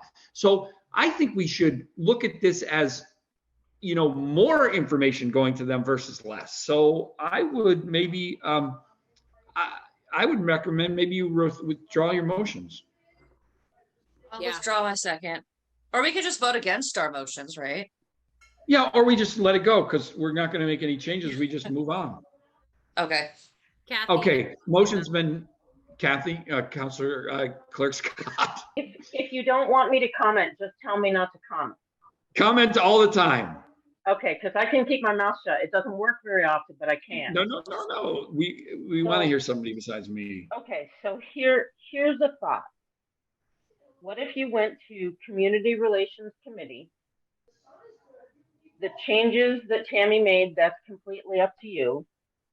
The sentence that she's striking out, put back in, but it would be amended to say the Community Relations Committee may also provide a regular venue during meetings for communications with city departments on cultural and social aspects within the city. Okay. Yeah, I think I would be fine with that too, because I recognize that, we rarely have someone from the school committee come to that meeting because they have an excessive number of meetings that they attend. And they do update the full council.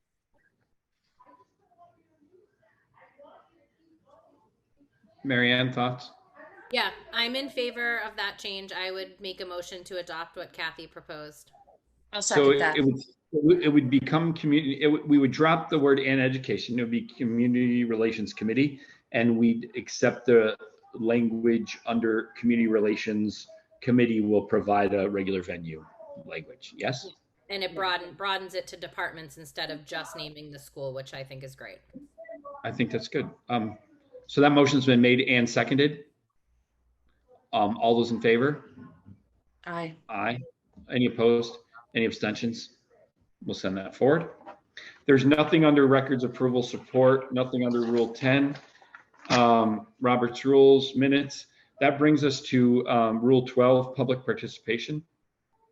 Any citizen or petitioner shall be limited to 3 minutes or another amount of time at the discretion of the presiding officer.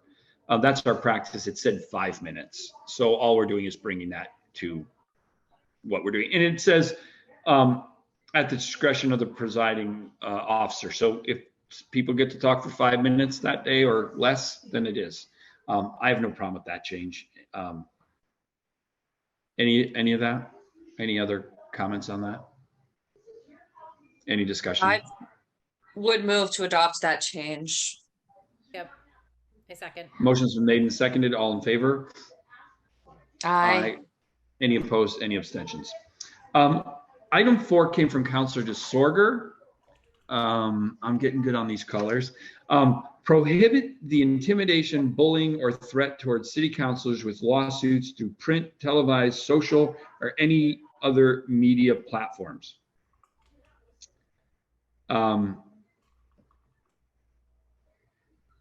That was the recommendation. We can hear from Councilor DeSorger. I don't know how you would do it, but I think when I wrote that, it was like the umpteenth time somebody said that that was going to happen to us. And actually, I think I talked to one of the lawyers who said, this is not something that is a real, something that was actually going to happen. And I don't know how, I truthfully don't know how you would legislate it, but I think that. I see where you're going with this, Ginny. My first thought is, I don't know if it's enforceable is the problem. I don't know where it might have some good intentions, but I don't know where it wouldn't really be prohibit. It would say like discourage, you know what I mean? Because I don't know if we can prohibit anyone to do things. And then prohibit the intimidation, bullying, or threat towards city councilors with lawsuits through print, televised, social, or any other media platform. Yeah, this is a problem that should be addressed, but I don't know about here because I have seen counselors bully each other. I have seen counselors try to bully town employees. I've seen town employees bullying counselors. Like it's rampant. Mm-hmm. And it's a problem that we should fix or do something, to try and fix. One of the things worry about it here. Yeah, I agree with that, Sheila, because this is our rules of procedure. Our rules of procedure, and this is public participation. This is us saying you have 3 minutes to talk. This is upon the request of the presiding officer, all persons shall be silent. Public members may be recognized to speak to the council at the pleasure of the presiding officer or majority of the council present. Then it kind of moves away from public participation. We're saying we are prohibiting them. That's kind of like the First Amendment. I mean, it goes down a dark path, but I understand the intent, but I don't know if it's here because this isn't us. We're trying to legislate others. This isn't us. Councilor Bullock, any thoughts? I agree with a sentiment of what Councilor Disorder is putting in here, and I I guess my question is, so the charter is the rule for the council, not for like all city employees. No, Correct. the charter separate. This is just our rules of procedure. This is just our rules of procedure. Right. So yeah, I mean, if I don't necessarily, at times I'm sure there was issues where city councilors were threatening lawsuits and things, and that's happened, but I think at the current state of affairs, the issue seems to be across city employees and departments, and in general, my reading of this is that, like, you know, libel is libel, and so people would hopefully not be doing that. But I agree with what Jenny said at the beginning. I don't know how to enforce it, but she had her hand up, so she might have had an addition to this. Oh, yeah, I can't see that. I'm sorry. Thank you for that, Ginny. I have lots of ideas. I'm not saying that mine are always good, but when we're putting the things forward for chairs, I write them because there's a 5-day rule and something was happening at the time. It doesn't have to be considered. Maybe it wasn't the best idea in the whole world, but it was problematic at the time. And I'm happy to, like, my heart's not broken, however you decide on that. It's just, I try to get things in when I'm thinking about them for the chairs menu. If there's something that's happening in current time, and I'm sorry if I was talking too long. Don't apologize. I mean, no, this is good. This is what discussion's about. I would say that I don't think this is in public participation. This is the rules of our procedure on public participation. I don't think these things are necessarily happening during public participation. Like, no one sits in front of us and says, I'm going to sue you, Councilor Gwen. You know what I mean? It doesn't usually happen like that. It's usually coming from televised. But that's not our public participation. That's not our category. So I don't think it's in the right place. So I would recommend we make that we don't make any changes, don't add a 4, that we address this in other ways. And I'll leave it open to that interpretation. I would make that motion. No, we don't have to make a motion. We just move on. Oh, that's right. Move on. Yeah, and I'd also say we have a resolution on civility that every once in a while, when someone gets really out of hand, I never think of it myself, but other counselors have brought it up that, you know, we talk to each other in civilized tones here. It's okay to feel passionate, but we're not going to be bullies, you know? Councilor Bullock and I, when we finally can take a breath, are supposed to be working on our code of ethics. The mayor reissued the city official one. It was written and then she reissued it. Kathy sent it out. They have one, that their code of civility, that they're supposed to adhere to.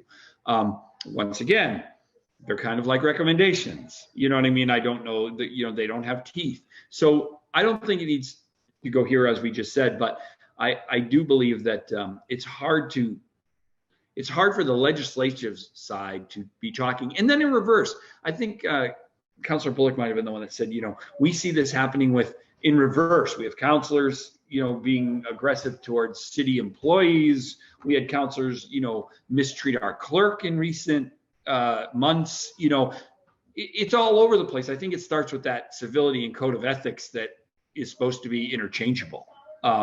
So I think community relations and some of that stuff that we're talking about can work with us on some of this stuff, because I think it's hard for us to legislate them and vice versa.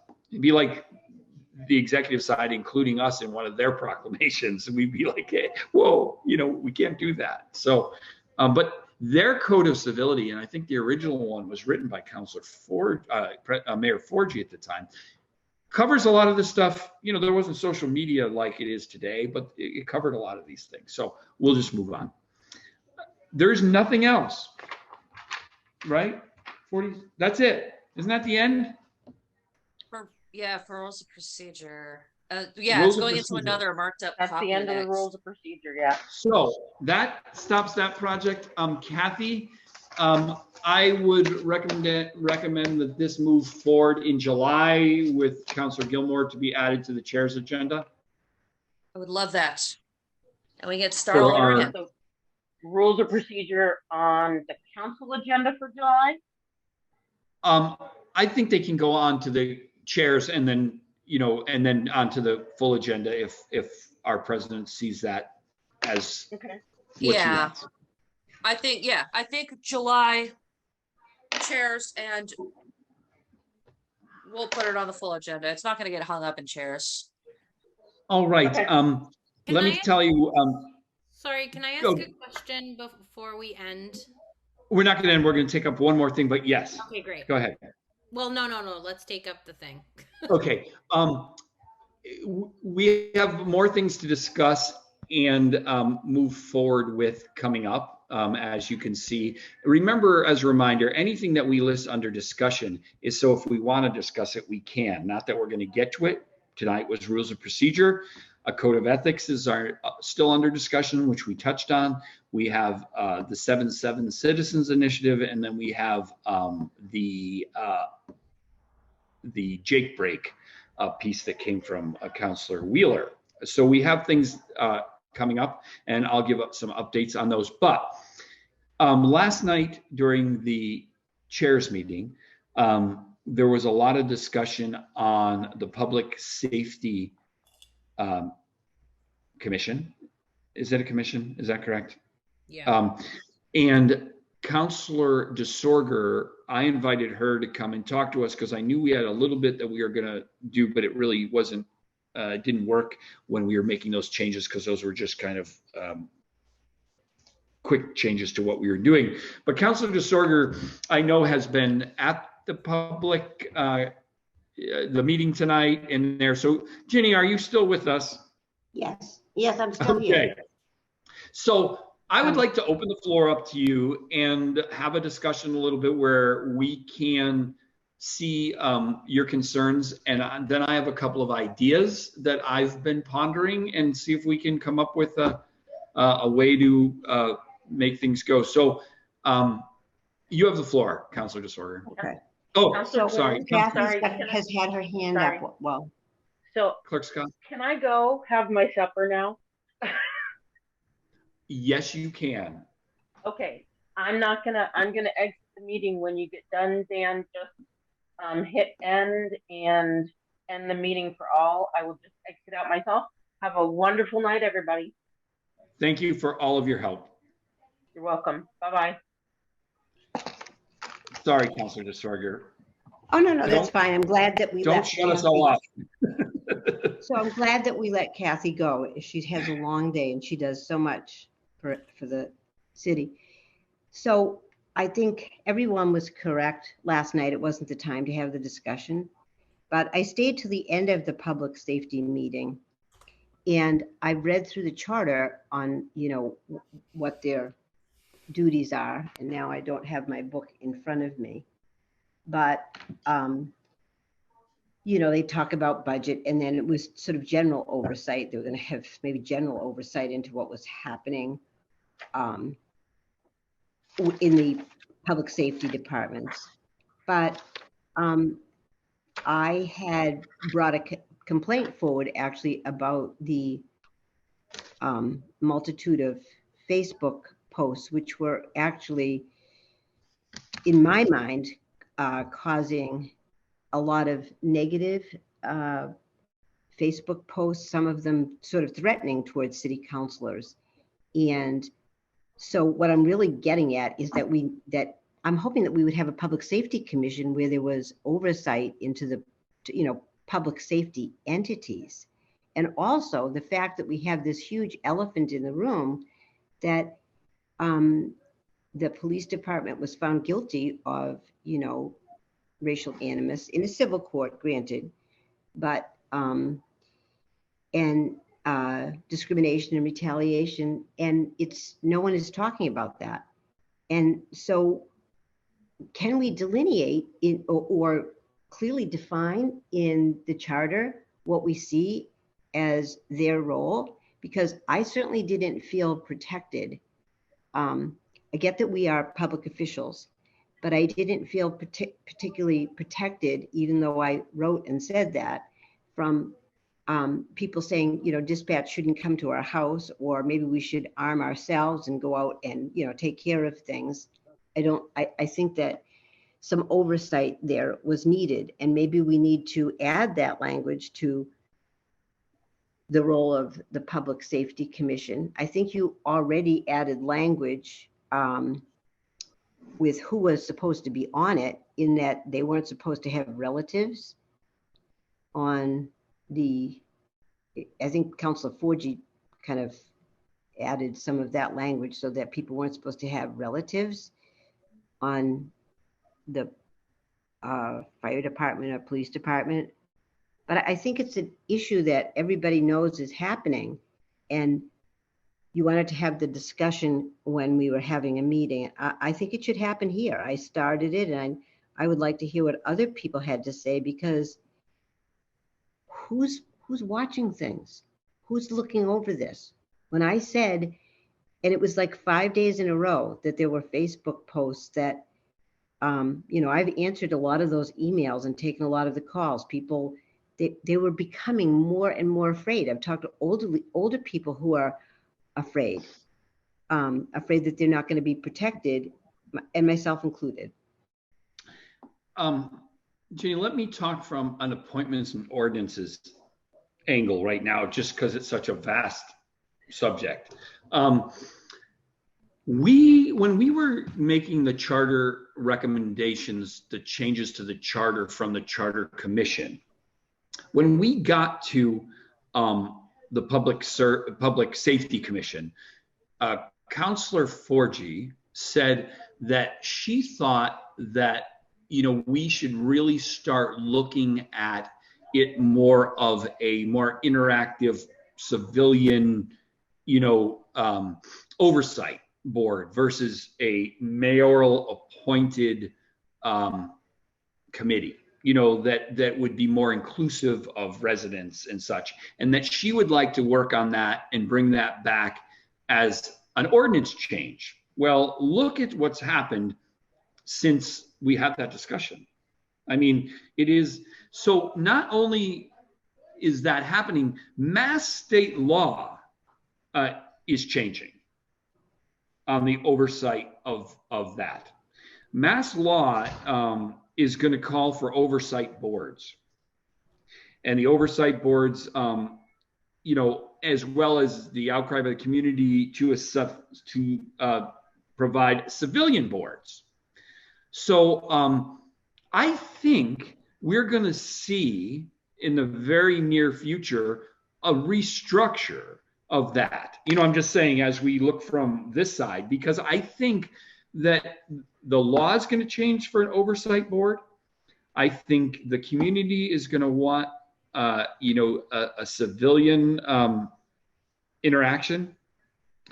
The city of Holyoke has a multi-member committee, 3 members, and it's called the Board of Fire Commissioners, not public safety. It's a 3-person board made up of different people in the community and such, and they are the commissioners, and that's what they do. So I see us kind of going in the direction of that. You know what I mean? I think to comply with mass state law, I don't think we're going to be in compliance much longer, as far as that goes. I think the makeup of these boards is going to change. And as we move forward with some of the concerns right now, I think that's something we need to address. From this end of it, let's, get a consensus on what's out there. Right now, I think you are right in that they should have some supervision of that. That's what it says in our charter. But I know you told me that you sent a letter with a concern to the Public Safety Commission, and they said they forwarded it to the mayor.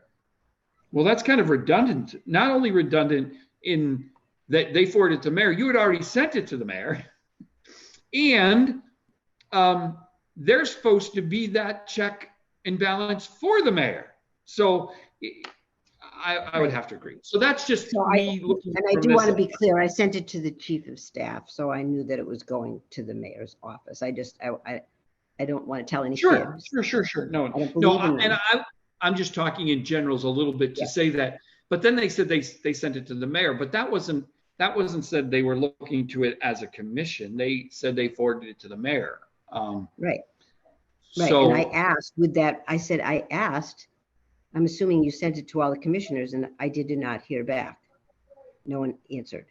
And I thought, and then tonight I just spoke off the cuff. I didn't read that. I said, I'm actually officially saying I'm complaining, which is not something one wants to do, but I know that there were numerous counselors who were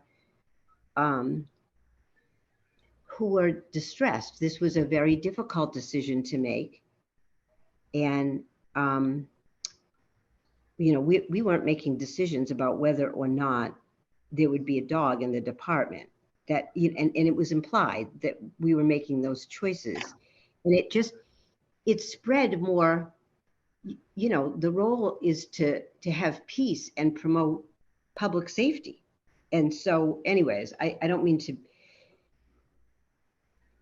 I just actually think if we're not going to make some choices now, if we're not going to say something about it now, when are we going to do that? And it's very difficult to talk about. President Gilmore. Yeah, I was just gonna say, I feel bad because I'm gonna say something a little different than what I was saying last night. And I feel like I'm kind of like circling around on what the answer needs to be. Just haven't quite gotten there yet. But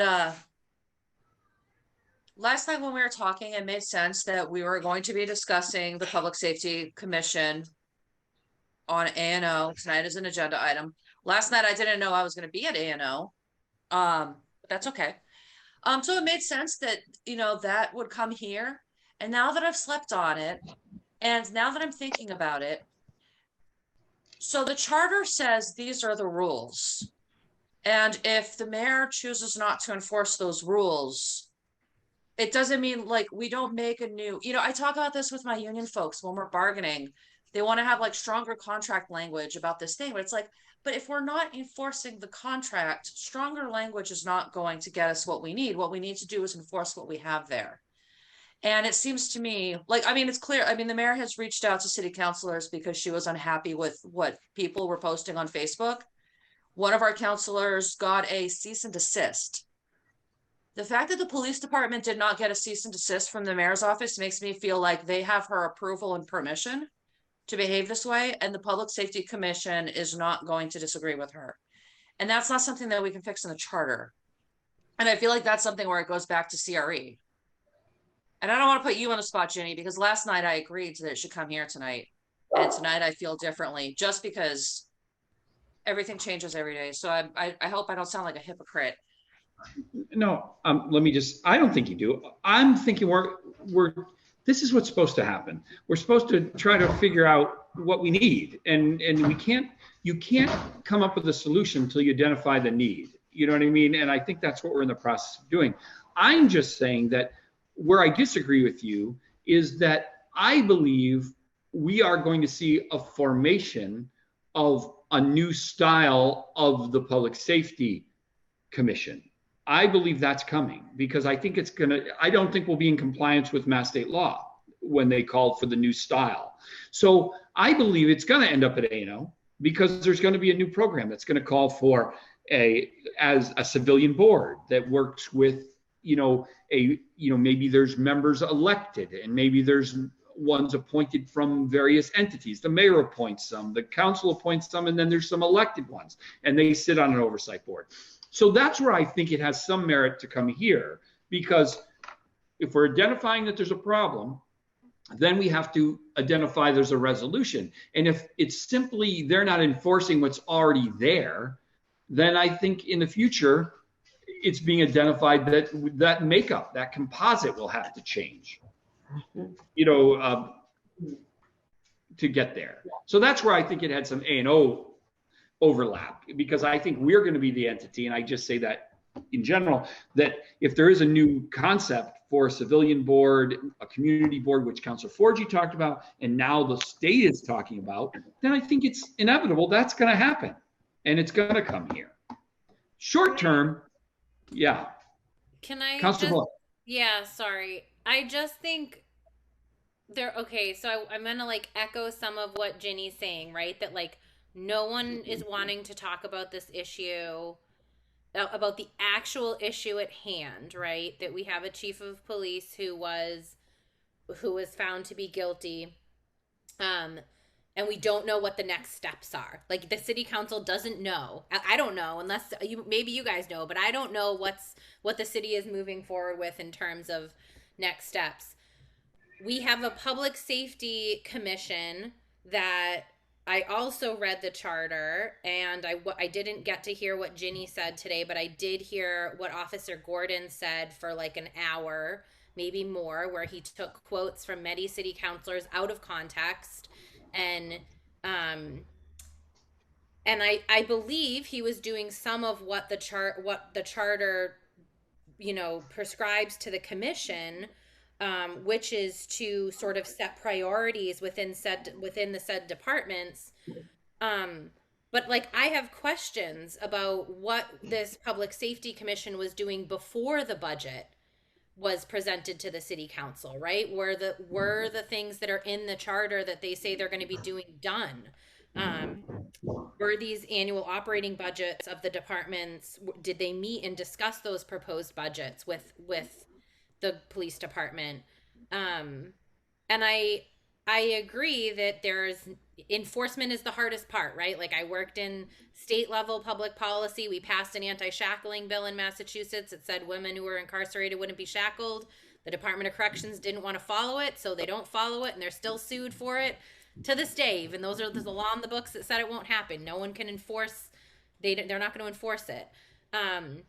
And so I think from A&O, potentially what we can do is we as a committee could send a letter to the Public Safety Commission that says, here's what you're tasked with from the charter. We know that you've received written complaints, that we don't know if they've been reviewed because they haven't been reviewed in public. I've gone to the last 2 meetings, and I know there's been many complaints that were forwarded to them since then, and sort of outline some of the pieces here. In terms of like a civilian review board, I know that there's a tide to turn that in Massachusetts. Like we have constantly seen that civilian oversight is undermined by cities and by police departments, because as we are seeing right now in Greenfield, citizens are ill-equipped to hold police departments accountable.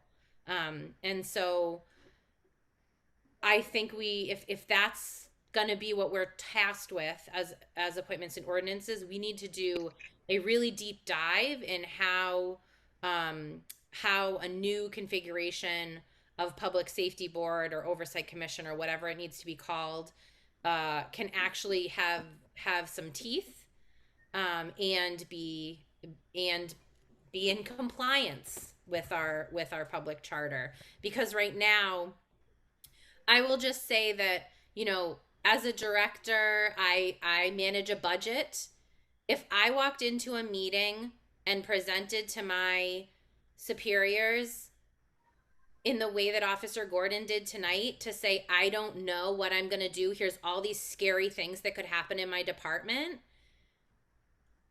I can't imagine I would be trusted to complete my budget, my tasks. And so I was feeling very concerned in that meeting tonight, that the Public Safety Commission was like, well, you're going to present something more in depth to us next time you come, right? Well, what I'm reading here actually is that they're supposed to set priorities within the departments. So the Public Safety Commission should be telling the police department what are the priorities of public safety, to move forward. And I didn't see that happen tonight. Maybe it'll happen next month. I don't know, but I'm concerned that we have a Public Safety Commission that might not be abiding by the public charter currently. And if we're going to change it to something different, how are we going to trust that there's something else that is going to be enforceable as well? And I appreciate, Ginny, I just want to say, like, I appreciate that you spoke tonight, and echo that I've received a lot of emails of people that are, there was a sort of a flurry of emails before the vote of people in favor of reducing the police department's budget. And I continue to receive those emails on top of the emails that are saying, you know, fund the police, we're scared, we're worried. And I do really think there was some fear mongering that I'm concerned about. Councilor Bullock, in the charter that you just had in your hand, where does it say oversight lays with them? Where's the oversight of Public Safety Commission? It doesn't, I don't know if it says oversight, but it says that setting priorities within said departments, annual operating budgets, final interviews for appointments and promotions of officers and employees in the police fire, review written complaints made by the public concerning the operation of the police and fire departments and the conduct of employees in both departments, adopt rules and regulations consistent with this ordinance, civil service. I don't know if it says anything about oversight, but I think what I assumed you were speaking to was civilian oversight boards. That's the direction that Massachusetts is going to. Massachusetts, yeah, civilian oversight boards and oversight boards. Not all civilian, interactive, but there is a call for the call that I think is going to end up coming from the state is that it no longer can be just an appointed board by your senior official. That's what they want to get away from, because it could be the situation. I'm not suggesting it is, but you know, if the mayor appoints a 5-person board and that 5-person board answers to the mayor, and you know, there's not a lot of diversity on that. You know what I mean? It's going along the way. So I think that's what Massachusetts is looking for. I was looking for, like it says they're supposed to oversee like promotions, like you said, and that, you know, I don't know if how that function is happening. I used to have some knowledge when Gary Longley was the chair many years ago, but you know, and I don't know those things. You know, I don't know. I mean, did they sit down and did they give their recommendations to the chief, or did they give their recommendations to the mayor? And, you know, and then they say they're supposed to have written complaints. Where do they bring their written complaints? Do they bring them directly to the departments, or did they bring them, you know, to the mayor? Councilor DeSorger? It says clearly that all written complaints received shall be forwarded to the chief of the department to which they relate, and the chief shall investigate or cause to be investigated said complaints and submit his findings and recommendations in connection therewithin that he deems appropriate. So complaints about the police are supposed to go to the police for the police to investigate themselves which is just, I think that's bizarre. Yeah, that's always been a chief complaint for as long as I've been on the city council and activists have been talking to us about policing. It's always been that they just have no accountability. And I think we're seeing a lot of that right now. Like in the last 2 or 3 weeks, that's what we're seeing. Sorry, I'll shut up. Yeah. Oh, no, don't. Councilor DeSorger, you had your hand up. No, I was having my hand up like I was talking, not to raise my hand. That's how but yeah. I think that, you know, I actually said in my statement, I'm asking this as an official complaint, and I didn't hear anything, because I actually feel as if we have to be very careful at this time. I wouldn't do anything, and I don't like talking about it, but I wouldn't do anything where you want to make a situation worse. There are two ways of thinking on this, and what you want is more peace and harmony. I believe I worked in public health. I believe in public safety. I believe in that we need all kinds of people in different.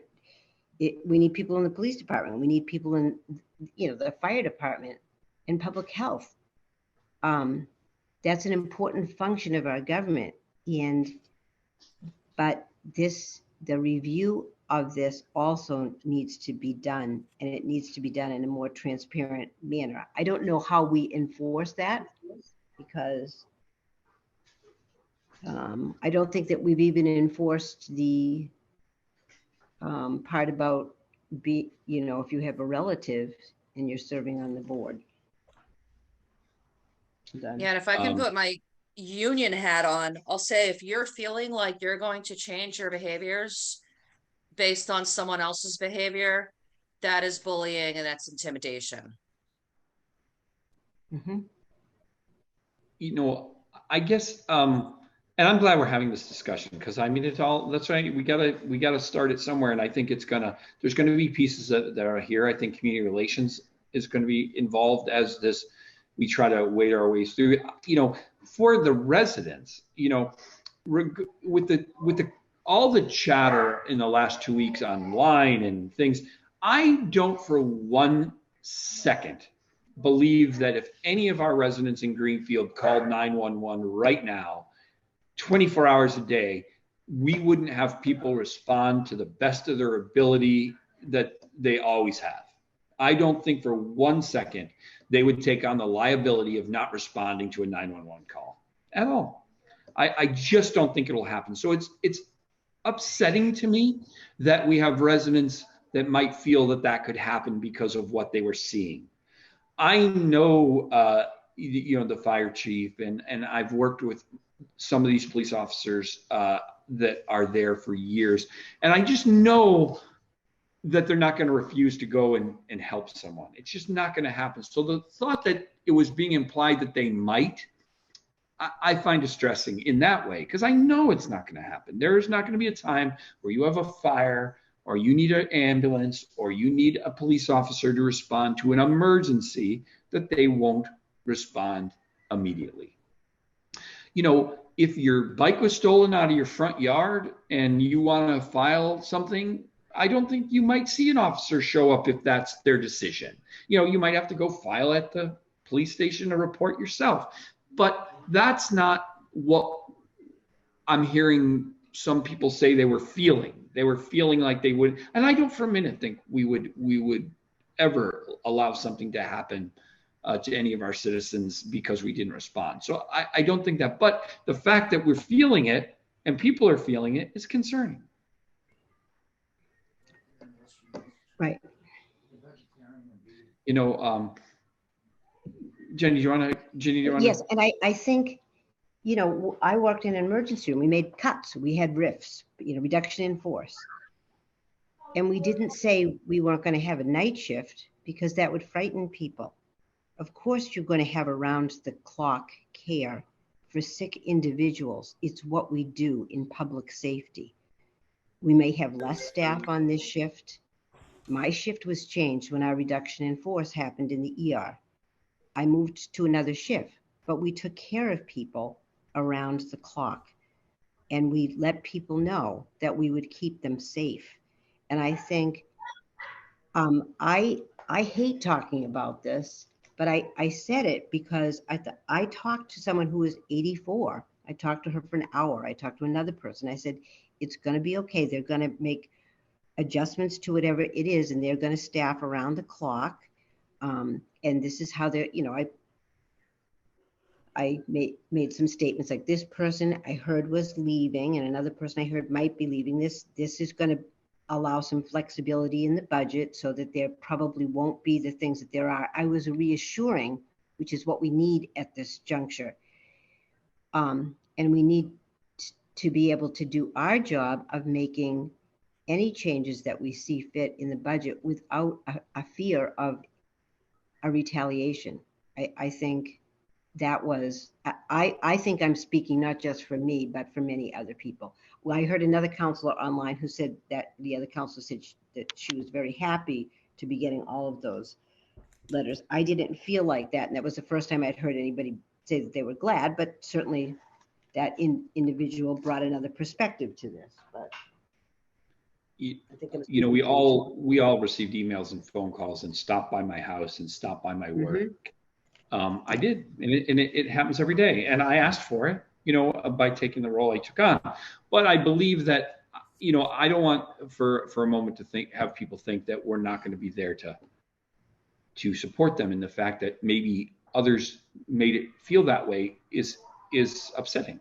It's upsetting. And I don't know if that was the intention, but every everything you do causes a reverse effect. If you, it's not that you can't do things in life.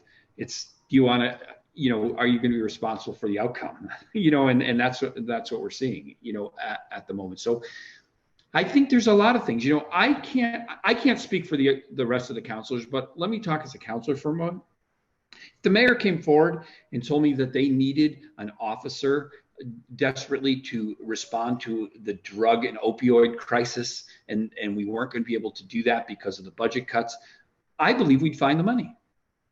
I believe within their budget, within the city, we'd find it, because that's a need that not only have we've recognized, but the states recognize it, the New England's recognize it. I mean, we saw, an email come from a New Hampshire resident that thought that by us cutting back on our police, it could affect the flow of drugs in a northerly fashion. And, it does open all those thoughts. But I think that, if there was a need because we were missing something completely, that they could come and we'd find a solution if it was in our purview, because we can't pick people. We can only put money forward. Last year I sat on a council, as I talked to Councillor Gilmore about, we sat on a council that made no capital improvements. That whole budget was taken away. They didn't get any cap. This year, their capital line was funded for a large amount of money. So it's not like this council is not supporting the police. Their capital budget did get funded. I don't think we funded it to the max that they asked for, but the Sally Port was going to be able to be built to give security to our officers and security to our citizens. So I don't want for a moment the community to think that we're going to allow something to affect them when it comes to true safety, true things. But that's not our call. That's their call to how they're going to spend the money we left. You know what I mean? So if they want to cut a department or a function, and that's what they think is in the best interest of Greenfield, then that's their call, not ours. But I agree, we can't be making it appear that we're going to let harm come to people because we made a decision to cut the budget, whether you supported it or not. So Councillor Bullock. Yeah, I just want to say that it is their call, as in it, at the moment it's Acting Chief Gordon's call, but it's also the Public Safety Commission's call to the rest of this should be for your mother. To choose to set the priorities within those departments. And so I think that it's important to note that with the sauce, you can even have second sauce. Do we know excuse me, Councillor Bullock, do we know where that's coming from? I can't even see it on the I don't board. see it. I don't see any microphones open. I'm sorry, Councillor Bullock, it was just distracting. I'm sorry. Yeah, someone's cooking something. But they, it is Acting Chief Gordon's responsibility, but it is also at the moment the Public Safety Commission's responsibility to set priorities, which clearly the police department is struggling with from the comments that they're making online. And the fear that they're spreading within the community.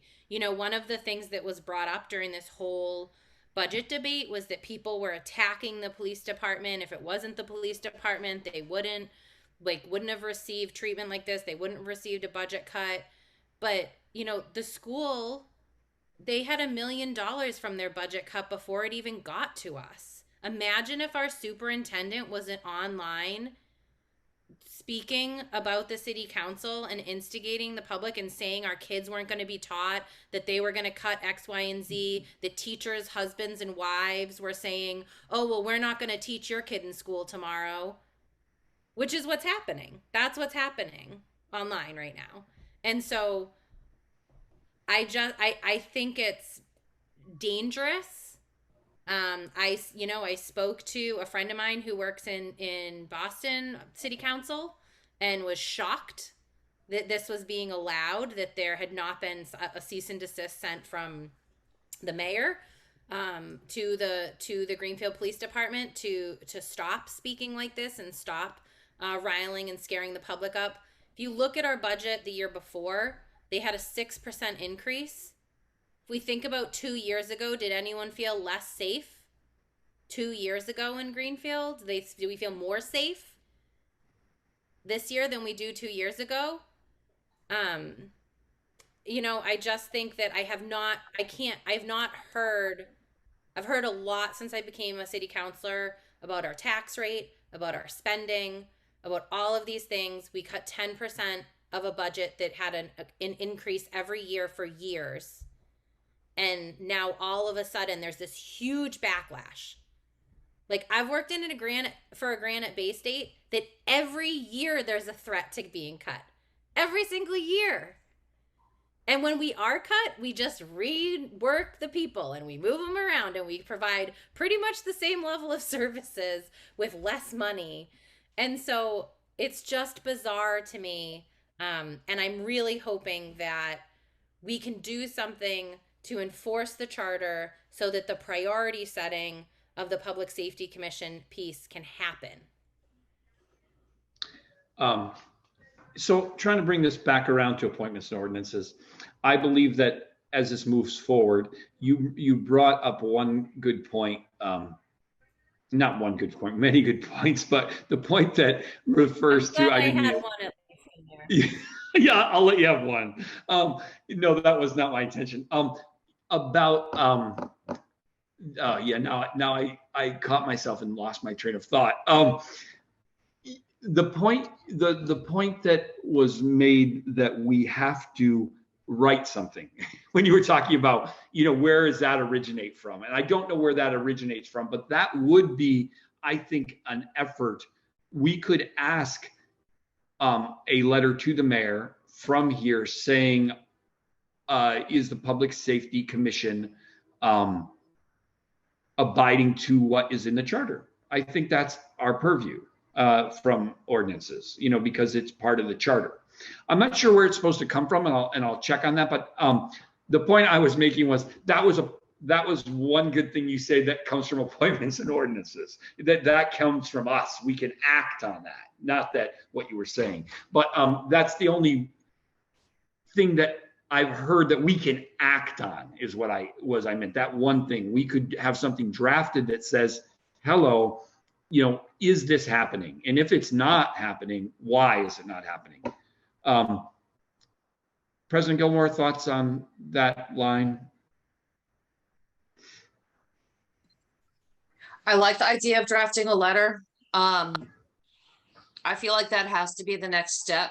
If we're going to complain about, there not being any accountability or enforcement, we have to do our part. I don't expect it to go anywhere, but we have to check the box, right? So, correct. And I am excited to hear that there are going to be changes to how public safety commissions work. I wonder, we did this work on the charter, which has been for years now for me, but it feels like such a slow process. I wonder if it's going to come back while all of us are still on the council. Because maybe this is a discussion we want to start having on CRE. I think that might be. I will check to see what's going on the state. I don't know if Councilor Bullock has any knowledge on that piece. I know that there's that desire within the state, but I don't know if they've acted on it either, or is it just a thought? You know what I mean? I don't know if it's an action. That's where I wanted to find something that we could act on as A&O. So would the committee be open to me sending a general inquiry on the Public Safety Commission doing the duties of what the charter specifies that could come out of A&O? That's a good idea.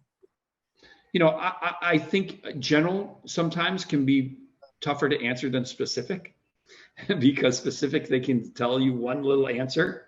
Yes, we checked their budget, done.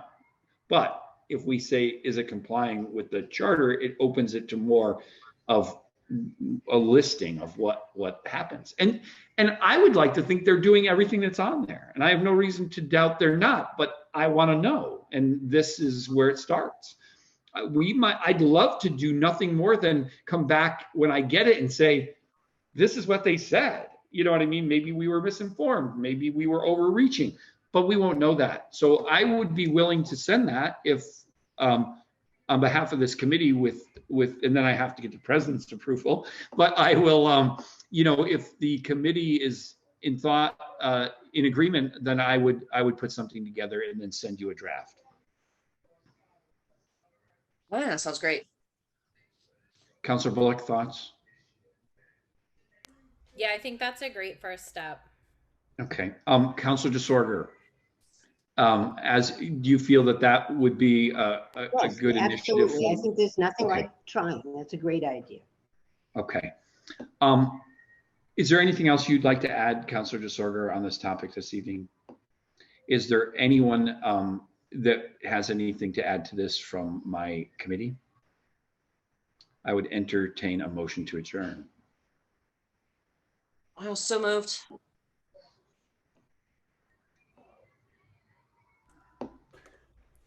Do I need to second it? Second. The motion's been made and seconded to adjourn. All those in favor? Aye. Aye. Any opposed? Any abstentions? Seeing none, I thank you all very much for your time. The meeting will adjourn at 8:07 p.m. I thank President Gilmore for filling in to give us our quorum, and I thank Councilor DeSorger and Councilor Ricketts for contributing tonight. Thank you very much. Bye. Good night.